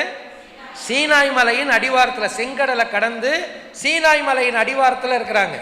மோசே கடவுளுடைய கற்பனைகளை வாங்கறதுக்காக எங்க போயிருக்கிறாரு? மலைக்கு மேலே போயிருக்கிறார். நான் திரும்பி வர்ற வரைக்கும் யாரும் மலைக்கு பக்கத்தில் வரக்கூடாது, மலையை என்ன செய்யக்கூடாது, தொடக்கூடாது, மிருகம் கூட என்ன செய்யக்கூடாது, வரக்கூடாது. இந்த உங்களுக்கு உதவி செய்யறதுக்கு ஆரோன், ஊர் இவங்கெல்லாம் இங்கே இருக்கிறாங்க, இவங்க பொறுப்பில் இருங்கன்னு அவர் மேலே போயிட்டார். அவர் நம்ம வாசிக்கிறோம், அவர் போய் 40 நாள் எங்கே இருந்தார்? மலையின் மேலே இருந்தார். ஆனால் ஆண்டவர் சொல்லும்போது 40 நாள்லாம் கூப்பிடலை. 40 நாள்னு நம்ம கணக்குக்கு எவ்வளோ ஆச்சு? கிட்டத்தட்ட 1 மாதமும் ஒரு 10 நாள் ஆயிடுச்சா இல்லையா? என்னங்க இன்னுமா அவர் என்ன பண்ணுறாரு? மேலே போனவர் இருக்கிறாரா இல்லையா ஒன்றுமே தெரியல. அப்புறம் நம்ம கிளம்புவோம். சரி கிளம்பலாம் என்ன செய்யணும்? நமக்கு நம்மளை நடத்திட்டு போகிறக்கு என்ன வேணும்? ஒரு தலைவன் வேணுமா இல்லையா? அதனால நீங்கள் ஒரு விக்கிரகத்தை உண்டு பண்ணுங்க, அதை நம்பி நம்ம போகலாம் அப்படின்றான். அடிமைத்தன வீடாகிய எகிப்தில் இருந்து உன்னை அழைத்து கொண்டு வந்த உன் தேவனாகிய கர்த்தர் நானேன்னு இவன் சொன்னா, இவன் அவரை விட்டுட்டு முதல்ல மோசையை பிடிச்சிட்டு இருந்தான். மோசையை காணணுன்னு வேற ஏதாவது ஒரு பொம்மையை கொண்டாங்க, அது பின்னாடி போறேன்றாங்க. இவன் எவ்வளோ கேவலமாக இருப்பான்னு பாருங்க. சரி, இப்போ ஆரோன் என்ன சொல்லியிருக்கணும் சொல்லுங்க? இப்படி வந்து அவங்க சொல்லும்போது அவர் என்ன சொல்லியிருக்கணும்? சத்தமாக சொல்லுங்க. முடியாது, அப்படி செய்ய முடியாது, அப்படி செய்ய முடியாது. நம்ம இருப்போம், இல்லைன்னா ஆண்டவர்கிட்ட என்ன செய்யலாம், ஜெபம் பண்ணுவோம். ஆனால் அந்த வேலையை நான் என்ன செய்யக்கூடாது, கூடாதுன்னு தானே சொல்லியிருக்கணும். இவருக்கு பயம், எங்கடா இவனுக்கெல்லாம் முடியாது கிடையாதுன்னு பேசலாம், நம்மளை கொண்டு போட்டுருவானுங்கன்னு பயந்துக்கிட்டு இவர் என்ன பண்ணிட்டாரு, சரி உங்கள்கிட்ட இருக்கிற நகையெல்லாம் கொண்டு வாங்கினார். அவங்க எல்லாத்தையும் கொண்டு வந்தோடனே அதை ஒரு மோல்டுக்குள்ளே போட்டு உருக்கி மோல்டில் போட்டு எதை வெளியில் எடுத்தார்? கண்ணுக்குட்டியை வெளியே எடுத்துட்டார். கண்ணுக்குட்டியை வெளியே எடுத்த உடனே இப்போ இவங்களுக்கு யார் கடவுளாயிட்டா? கண்ணுக்குட்டி கடவுளாயிடுச்சு. அப்போ தான் ஆண்டவர் மோசையை பார்த்து சொன்னார், சீக்கிரமாக கீழே இறங்கிப்போ, இந்த ஜனங்கள் தங்கள் வழியை கெடுத்து கொண்டார்கள் அப்படின்னோன்னா மோசே கோபாவாசத்தோடு கீழே இறங்கி வந்து பார்க்குறாரு. இவன் கண்ணுக்குட்டிக்கு முன்னாடி ஆட்டம் போட்டுக்கிட்டு இருக்கான். அந்த கோபத்தில் தான் அவர் கற்பனைகளை என்ன செஞ்சார்? உடச்சி போட்டார். அவர் ஆரோன் ஒரு கேள்வி கேட்டார், நீங்கள் வீட்டில் போய் படித்து பாருங்கள். இந்த பெரும்பாதகத்தை இந்த மக்களுக்கு செய்கிறதுக்கு அவங்க உனக்கு என்னப்பா தப்பு பண்ணாங்கன்னு கேட்டார். அதுக்கு ஆரோன் சொன்னார், ஐயா இந்த ஜனங்களை பற்றி உங்களுக்கு தெரியும், இவங்கெல்லாம் என்னை கொண்டு போட்டுருவாங்கன்னு பயந்துட்டு தான் நான் இந்த வேலையை செஞ்சேன்னு வேறு. ஆயிரக்கணக்கான மக்கள் என்ன செய்தார்கள்? கர்த்தரால் அழிக்கப்பட்டார்கள். ஆயிரக்கணக்கான மக்கள் கர்த்தரால் அழிக்கப்பட்டார்கள் இல்லையா? இப்போ ஆரோன் முடியாது அப்படின்னு சொல்லியிருந்தாருன்னா அவரை யார் பாதுகாத்திருப்பாரு? ஆண்டவர் பாதுகாத்திருக்காரு. இல்லை பாதுகாத்து செத்தாலும் பரவாயில்ல, தப்பு இல்லை, இந்த காரியத்தை அவர் செஞ்சிருக்க கூடாது. என்றைக்கு மனித நிர்பந்தங்களுக்கும் அதிகாரங்களுக்கும் நீ அடங்கி போய் தவறை செய்வதற்கு முன் வருகிறாயோ, நீங்கள் வேலை செய்கிற கம்பெனியில் தப்பு செய்ய சொல்கிறாங்கன்னா நீங்கள் செய்யக்கூடாது. உங்களோட வேலை செய்கிறவங்க ஒரு தவறுக்கு உங்களை அழைச்சா நீங்கள் முடியாதுன்னு சொல்லணும். யாராக இருந்தாலும் பரவாயில்ல. உனக்கு வேலை இல்லாமல் போனால் வேலை இல்லாமலாம் போட்டு போகுது. கர்த்தரை நீ போஷிக்க வல்லவர். எங்கள் சர்ச்சில் ஒரு பையன் இருக்கான். அவன் ஒரு காட்டன் மில்லில் வேலை செய்கிறான். தமிழ்நாட்டில் இன்றைக்கி ஒரு பிரபலமான ஒரு காட்டன் ஒரு பில். அது பேரை சொன்னால் அப்புறம் நீங்கள் அந்த பிராண்டை வாங்காமல் போயிடுவீங்க. நல்ல பிராண்டு தான் அது. ஆனால் அதில் கொஞ்சம் பிரச்சனை இருக்குது. என்ன பிரச்சனை தெரியுங்களா? இவனுக்கு வேலை என்ன தெரியுங்களா? இந்த சட்டையெல்லாம் தைச்சி, ரெடிமேட் சட்டை அதெல்லாம் தைச்சி அதை பேக்கிங் பண்ணும்போது வெளிநாடுகளுக்கு போகிறது. அது அந்த பேக்கிங் பண்ணும்போது அதில் எந்த விதமான டேமேஜ் இருக்கா இல்லையான்னு பார்க்குறது தான் இவனுடைய வேலை. வேலை என்னன்னா, சின்ன டேமேஜ், ஒரு நூல் இப்படி வந்திருந்தா கூட தூக்கி தனியாக வச்சிடணும். நம்ம கண்ணுக்கு அது டேமேஜாகவே தெரியாது, ஆனால் அவனுக்கு அது தெரியும். ஏன்னா அது வெளிநாட்டுக்கு போகிறது. இந்த பையன் அதை ரொம்ப உண்மையாக செய்வான். அவனை மேலதிகாரி கூப்பிட்டு என்ன சொன்னார் தெரியுமா? டேய், இப்படியே நூல் போச்சு அது போச்சு, நீ இவ்வளோ தூரம் குமிச்சு வச்சுருக்கிறியே, இதெல்லாம் கொண்டு போய் நான் எங்கே விற்கிறது? சும்மா அடிச்சு விடுறா. ஒரு பேக்கிங்கில் ஒரு சட்டை 2 சட்டை என்ன செஞ்சு விடு, அடிச்சு விடு. வெளிநாட்டுக்கு தானே போகுது, யாருக்கு தெரிய போகுது? இவன் ஒரு கிறிஸ்தவ பையன். இவன் சொன்னான், நான் அப்படி என்ன செய்ய மாட்டேன், செய்ய மாட்டேன். அல்லேலூயா. நீங்கள் எனக்கு கொடுத்துருக்கிற வேலை என்ன? ஒரு சின்ன டேமேஜ் இருந்தாலும் என்ன செய்ய சொல்லியிருக்கீங்க? பிரிக்க சொல்கிறீங்க. இப்போ டேமேஜே என்ன செய்ய சொல்கிறீங்க? உள்ள வைக்க சொல்கிறீங்க. நான் செய்ய மாட்டேன். நிறைய பேர் நானும் பார்த்துட்டாங்க. நம்ம கிறிஸ்தவ சகோதரர்கள் சகோதரிகள் சொல்கிற காரணம் என்ன தெரியுங்களா? என்ன பிரதர் பண்ணுறது, வேலை செய்கிற இடத்துல அப்படி தான் இருக்குது, கொஞ்சம் அட்ஜஸ்ட் பண்ணி தான் போக வேண்டியதாக இருக்குது. மனுஷரை அட்ஜஸ்ட் பண்ணலாம், யார் அட்ஜஸ்ட் பண்ண முடியாது சொல்லுங்கள்? தேவனை அட்ஜஸ்ட் பண்ண முடியாது. அல்லேலூயா. சத்தமாக சொல்லுங்களேன். அவர்கள்தான் மீதியாய் இருப்பவர்கள். மனித நிர்பந்தங்களுக்கு அடிபணியாதவர்கள் தான் யாராய் இருப்பார்கள்? மீதியாய் இருக்கிறவர்களாய் இருப்பார்கள். பவுல் சொல்றாரு, சத்தியம், சுவிசேஷத்தின் சத்தியம் உங்களுக்குள்ளே நிலைத்திருக்கும்படி ஒரு நாளிகை ஆகிலும் நான் அதற்கு என்ன செய்யவில்லை, இணங்கவில்லை. ஆனா இந்த மனித நிர்பந்தங்களுக்கு இணங்கிவிட்ட ஒரு கிறிஸ்தவ தலைவர் 2 பேரை பத்தி பவுல் கீழே சொல்றார். அது அப்ப நடந்ததில்லை, அது முன்னால ஒரு தடவை நடந்ததை அவர் சொல்றார். அதை மட்டும் படிச்சு நம்ம முடிச்சிடலாமா? நம்முடைய நேரம் நிறைவடையும். வாசிங்க பார்க்கலாம். என்ன வாசிக்கிறோம் நம்ம? கொஞ்சம் கீழே வாங்க. 2ஆம் அதிகாரத்தில் கொஞ்சம் நீங்க கீழே வந்தீங்கன்னு சொன்னா நம்ம இப்ப என்ன வாசிக்கிறோம் பாருங்க. 11ஆவது வசனத்திலிருந்து படிங்க. பேதுரு அந்தியோகியாவுக்கு வந்தபோது அவன் மேல் குற்றம் சுமந்ததினால் முகமுகமாய் அவனை எதிர்த்தேன். எப்படி எனில்,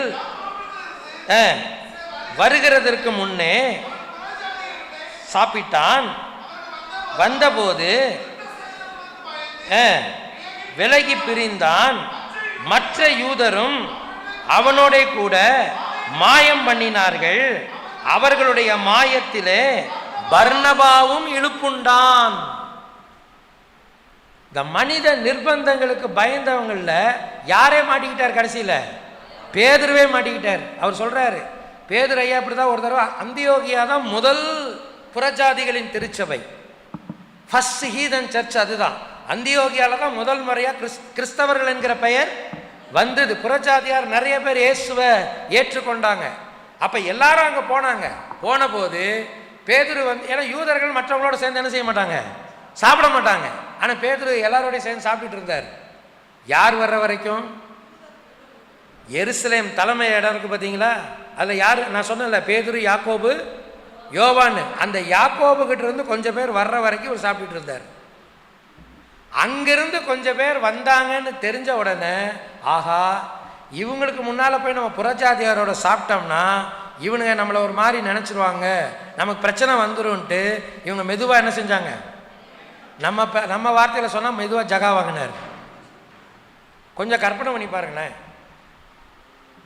டெய்லி அங்கே இருந்த நாள் வரைக்கும் டெய்லி சாப்பாட்டு நேரம் வந்தபோது பேதுரு ஐயா வாங்க சாப்பிட வாங்கணும்னு பேதுரு என்ன பண்ணியிருப்பாரு சொல்லுங்க? போயிருப்பாரா? எல்லாரோடய உட்காந்து சாப்பிட்ருப்பாரா? இப்போ அங்கிருந்து ஆள் வந்துட்டாங்கன்னொடனே இவருக்கு கொஞ்சம் இல்லையே, இவங்க முன்னால் அப்படி நடந்துக்கிட்டோம்னா நமக்கு சிக்கலாயிரும் அப்படின்ட்டு இன்னைக்கு போய் கூப்பிட்ற சும்மா ஒரு கற்பனை தான் இது. ஐயா பேதுரு ஐயா வாங்க சாப்பிட போகலாம். இவர் மெதுவாக என்ன சொல்லியிருப்பாரு? இல்லை எனக்கு கொஞ்சம் பசி எடுக்கல, என்ன சொல்லிடுவா, எனக்கு பசி எடுக்கல, நான் என்ன செஞ்சிடறேன், அப்புறமா சாப்பிட்றேன். அல்லது எனக்கு வயிற்றுக்கு கொஞ்சம், பக்கத்தில் இருக்காருல்ல பர்னபா, அவர் பார்த்தார், ஆஹா இவருக்கு பசியெல்லாம் எடுக்குது, ஆனால் இவர் என்ன வாங்குறாரு, மெதுவாக இவர் ஏதோ பின் வாங்குறாரு, அப்போ நமக்கு இதே நிலைமை தான்ட்டு இவர், நீங்கள் பிரதத்தில் எனக்கும் கூட பசிக்கலைங்க. என்ன பிரச்சனைனா அவனுகிட்ட நம்ம தப்பிக்கணுன்றதுக்காக இவங்க இப்படி சொல்லிக்கிட்டு இருக்கிறாங்க. இதை யார் பார்த்துக்கிட்டே இருந்தா, யார் பார்த்துக்கிட்டே இருந்தா? நம்ம ஆளுங்க சாதாரணமாக சொல்லுவாங்க, டே நீ படித்த ஸ்கூலில் நான் என்னவா இருந்தவன், ஹெட்மாஸ்டராக இருந்தவனான்னு சொல்லுவாங்க பார்த்தீங்களா, அந்த மாதிரி இவங்களுக்கெல்லாம் அவர் ஹெட்மாஸ்டராக இருந்தவரில் அவர் கண்டுபிடிச்சிட்டார் இவங்க பிரச்சனை யாருக்கும் தெரியல, அவங்களாம் உண்மை நினச்சிக்கிட்டாங்க. இவருக்கு டே இங்கே வாக்கடால அப்படின்னு சொல்கிறாரு, பேதுருவை நான் முகமுகமாய் எதிர்த்தேன். அவங்க இந்த நிர்பந்தத்துக்கு அடிபணிஞ்சதற்கான காரணம் என்ன? ஒன்று மனிதனால் வருகிற பயம். எதுக்கு பயந்தாங்க? மனுஷ பயம். ரெண்டாவது என்னது? மாயம். பவுல் சொல்றாரு, பர்னபாவும் அந்த மாயத்தில் என்ன செய்தான்? இழுப்புண்டான். மற்ற யூதரும் என்ன பண்ணினார்கள்? மாயம் பண்ணினார்கள். மாயம் பண்றதுன்னா அர்த்தம் என்னது? ஏமாத்துறதுன்னு அர்த்தம் இல்லையா?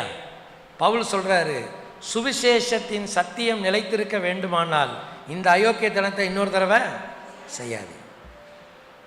அல்லேலூயா, சத்தமா சொல்லுங்களேன். அதை பற்றி பேசிக்கிட்டு வரும்போது தான் அதோடைய தொடர்ச்சி தான் இந்த 20வது வசனம். இனி நான் அல்ல, கிறிஸ்துவே என்னில் பிழைத்திருக்கு. அதுக்கு அர்த்தம் என்ன தெரியுங்களா? எனக்கு எந்த அடையாளமும் கிடையாது. நீ யூதன் என்கிற அடையாளத்தை இன்னமும் வைக்கணும்னு தேடாத, விருத்த சேதனம் உள்ளவன்கிற அடையாளத்தை வைக்க தேடாத, கிறிஸ்து என்கிற அடையாளத்தோடு இரு. அல்லேலூயா. எப்ப நமக்கு இந்த பிரச்சனை வருது? ஒன்று மனித ஆலோசனைகளையும் மனித ஆதரவுகளையும் நாம் நாடி நிற்கும் போது, இரண்டாவது மனித நிர்பந்தங்களுக்கு என்ன செய்யும் போது? அடிபணியும் போது. அதுக்கு முக்கிய காரணமா இருக்கிறது என்ன? மனுஷனுக்கு பயப்படுகிற பயம். மனுஷனுக்கு பயப்படணும். எப்போ பயப்படணும், யாருக்கு பயப்படணும், எவ்வளோ பயப்படணும், அது ஓகே. தேவையில்லாத பயம் தேவையில்லை. பயம் மாயம். பயம் வந்துருச்சுன்னா என்ன வந்துடும்? மாயம் வந்துடும் இல்லையா? விலகி பிரிந்தான், என்ன வந்துடும்? ஐக்கிய குலைச்சல் வந்துடும். பயம், மாயம், ஐக்கிய குலைச்சல் எல்லாம் உள்ள வந்துடும். அல்லேலூயா, சத்தமா சொல்லுங்களேன். மீதியாய் இருப்போராய் கிறிஸ்துவின் அடையாளத்தை நீங்கள் வெளிப்படுத்த வேண்டுமானால் இந்த 2 எல்லைகளில் கவனமாயிருங்க. அல்லேலூயா. ஆண்டவரே, எந்த சூழ்நிலையிலும் என்னுடைய அடையாளங்களை மறைத்து நான் யாருடைய அடையாளத்தோடு இருப்பேன்? கிறிஸ்து என்கிற அடையாளத்தோடு இருப்பேன். அல்லேலூயா. ஜெபிக்கலாம். தலைகளை தாழ்த்துவோம், கண்களை மூடுவோம். ஆண்டவர்கிட்ட கேட்பீங்களா? ஆண்டவரே, இந்த மாலை நேரத்தில் ஒரு விசை கூட உம்முடைய சத்தத்தை நான் கேட்டிருக்கிறேன். நீர் என்னோடு கூட பேசி இருக்கிறீர். யாரெல்லாம் உணர்ந்திருக்கிறீர்களோ, யாரெல்லாம் குத்தப்படுகிறீர்களோ, ஆண்டவரோடு அந்த காரியங்களை சரி பண்ணுங்க. நேசிக்கிற நல்ல ஆண்டவரே, இந்த நல்ல மாலை நேரத்திற்காக நாங்கள் நன்றி செலுத்துகிறோம். மறுபடியுமா நீர் எங்களோடு கூட பேசினீர். இந்த தெளிந்த சத்தத்தை நாங்கள் கேட்டுக்கொண்டே இருக்கிறோம். பரிசுத்த ஆவியானவரே, எங்களை உணர்வுக்குள் வழி நடத்தும். நல்ல மனமாற்றத்தை தாரும், செயல்பாட்டை தாரும். கிறிஸ்துவின் அடையாளத்தை எங்களுக்குள்ளே நிலைநிறுத்தும். இயேசு கிறிஸ்துவின் நாமத்தில் வேண்டிக் கொள்ளுகிறோம் நல்ல பிதாவே, ஆம்.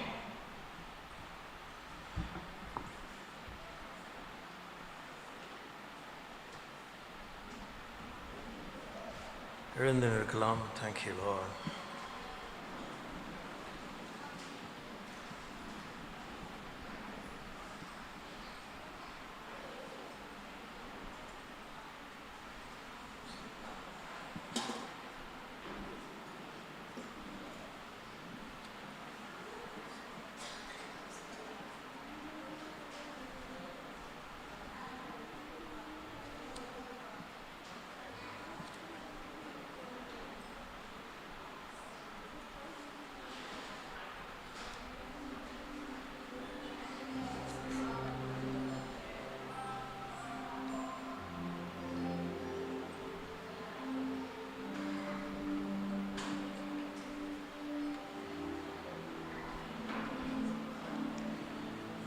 கண்களை மூடி யோசிப்போம்.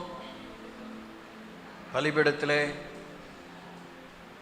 என்ற சாங்கிய வார்த்தையை தாண்டி இயேசு என்கிற பலியானவரோடு உள்ளம் கவர்ந்தவர், நேசர், இப்படிலாம் அவரை சித்தரிக்கிறோம். அவரோடு நாம் அவரை தழுவுவோம், அவரை சார்ந்திருப்போம். You lean on the very person of Christ. ரட்சிப்பின் தராதரத்தை தூய ஆவியானுடைய துணையாலே எழுதி கொடுக்கப்பட்ட கர்த்தருடைய வார்த்தையாலே பாதுகாத்துக் கொள்ளுவோம். இந்த உலகம் நமக்கு ஒரு பாசறை. The world is a crucible for us. உலைக்களம். நம்மை புடமிடுகிறார், நம்மை சுத்திகரிக்கிறார், நம்மை தகுதிப்படுத்துகிறார். ஓ ஹல்லேலூயா. மகிமையின் தேவன் நீரே, எங்கள் மகத்துவ தேவன் நீரே. மகிமையின் தேவன் நீரே, எங்கள் மகத்துவ தேவன் நீரே. மகிமையின் தேவன் நீரே. மகிமை நிறைந்தவர் நீரே, மாசற்ற ஜோதி நீரே. மகிமை நிறைந்தவர் நீரே, மாசற்ற ஜோதி நீரே. மாறாத இயேசு நீரே, எங்கள் மாறாத இயேசு நீரே. மகிமையின் தேவன் நீரே, எங்கள் மகத்துவ தேவன் நீரே. மகிமையின் தேவன் நீரே. மகிமைக்கு பாத்திரர், மகிமைக்கு பாத்திர் ஒருவரே, நீரொருவரே. மகிமைக்கு பாத்திரர், மகிமைக்கு பாத்திர் ஒருவரே, நீரொருவரே. மாசில்லா தேவன் மாட்சிமை உள்ளவர், மாசில்லா தேவன் மாட்சிமை உள்ளவர் நீரே இயேசுவே. நீரே இயேசுவே. மகிமையின் தேவன் நீரே, எங்கள் மகத்துவ தேவன் நீரே. மகிமையின் தேவன் நீரே. மன்னிக்கும் ரட்சகர், மன்னிக்கும் ரட்சகர் ஒருவரே, நீரொருவரே. எம்மை மன்னிக்கும் ரட்சகர், மன்னிக்கும் ரட்சகர் ஒருவரே, நீரொருவரே.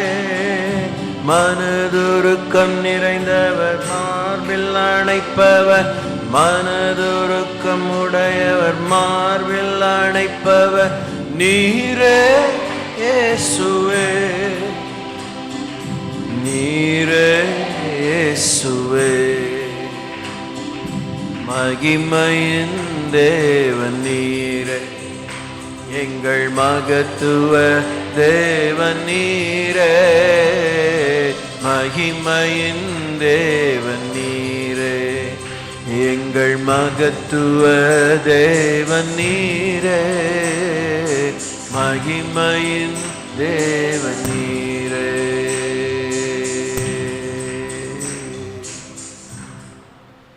கண்களை இறுக்கமா மூடி உள்ளிந்திரியங்களுக்குள்ளே செல்லுங்கள். ஆண்டவரிடத்தில் ஒப்புரமாவோம். மேலோட்டமாக இன்னைய தேதியில் அப்படிங்கிற மாதிரி இல்லாமல், இன்று என்னும் நாள்தோறும் என்பதுதான் நம்முடைய உரிமை.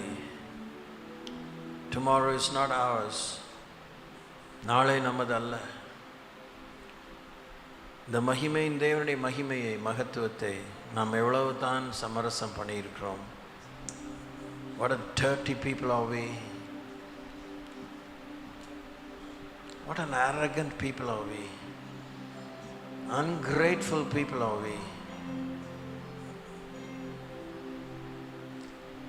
உயிர்த்துணருங்கள். சிலுவையில் அறையப்பட்ட வாழ்க்கை நமக்கு தேவை. இனி நான் அல்ல என்கிற நிலை அடைவதற்கு அவர் எவ்வளவு கடந்து வந்திருக்கிறார். சிலுவையில் அறையப்பட்ட இயேசுவை அங்கு அறிமுகப்படுத்தி அவரை பற்றும் விசுவாசத்தினாலே பிழைத்திருக்கிறேன். ஆர்பிஎம்மே, நம்முடைய பாதகம், நம்முடைய துரோகம்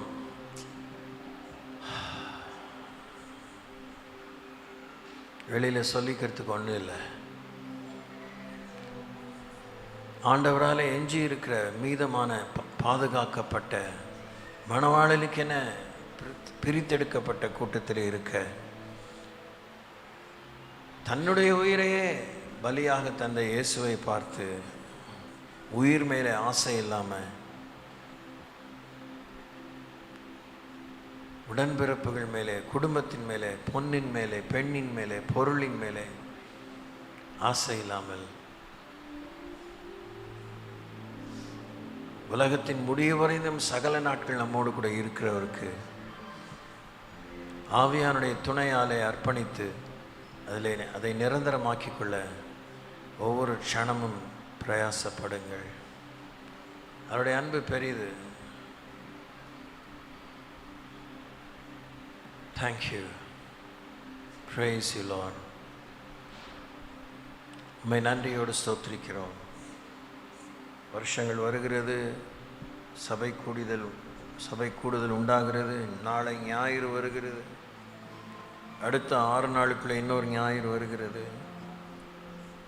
நாங்களோ இன்னும் ரட்சிக்கப்படாமல் இருக்கிறோம் என்கிற அவல நிலை எங்கள் மேல் ஒரு பாதக விளைவாக தொடராதபடி மேகம் போன்ற இத்தனை திரளான சாட்சிகள் எங்களை சூழ்ந்து கொண்டிருக்க பாரமான யாவற்றையும் எங்களை சுற்றி நிறைய நிற்கிற பாவத்தை தள்ளிவிட்டு எங்களுடைய சுவாசத்தை தோக்கிறோம் முடிக்கிறோமாய் இயேசு கிறிஸ்துவை நோக்கி எங்களுக்கு நியமித்திருக்கிற ஓட்டத்திலே நாங்கள் பொறுமையோடு ஓட எங்களுக்கு உதவி தாங்க. எங்களுக்கு முன்பாக வைக்கப்பட்ட சந்தோஷத்தின் பொருட்டு அற்பர்களும் நீசர்களுமாக நடந்து கொள்ளாமல் உயர்குல திராட்சை செடியாக எங்களை மாற்றும். Let that transformation continue to take grip of our lives. Hosanna, Hosanna. தாவீதின் குமாரனே, கர்த்தருடைய நாமத்தால் வருகிறவரே, ஆசீர்வதிக்கப்பட்டவரே, எங்களை ஏற்றுக்கொள்ளும். நாளை தின வேத பாடத்துக்காகவும் சபை கூடுதலுக்காகவும் ஆராதனைக்காகவும் வேண்டிக் கொள்கிறோம். ஜீசஸ், எங்கள் வாழ்க்கை ஒரு நாடக மேடை அல்ல.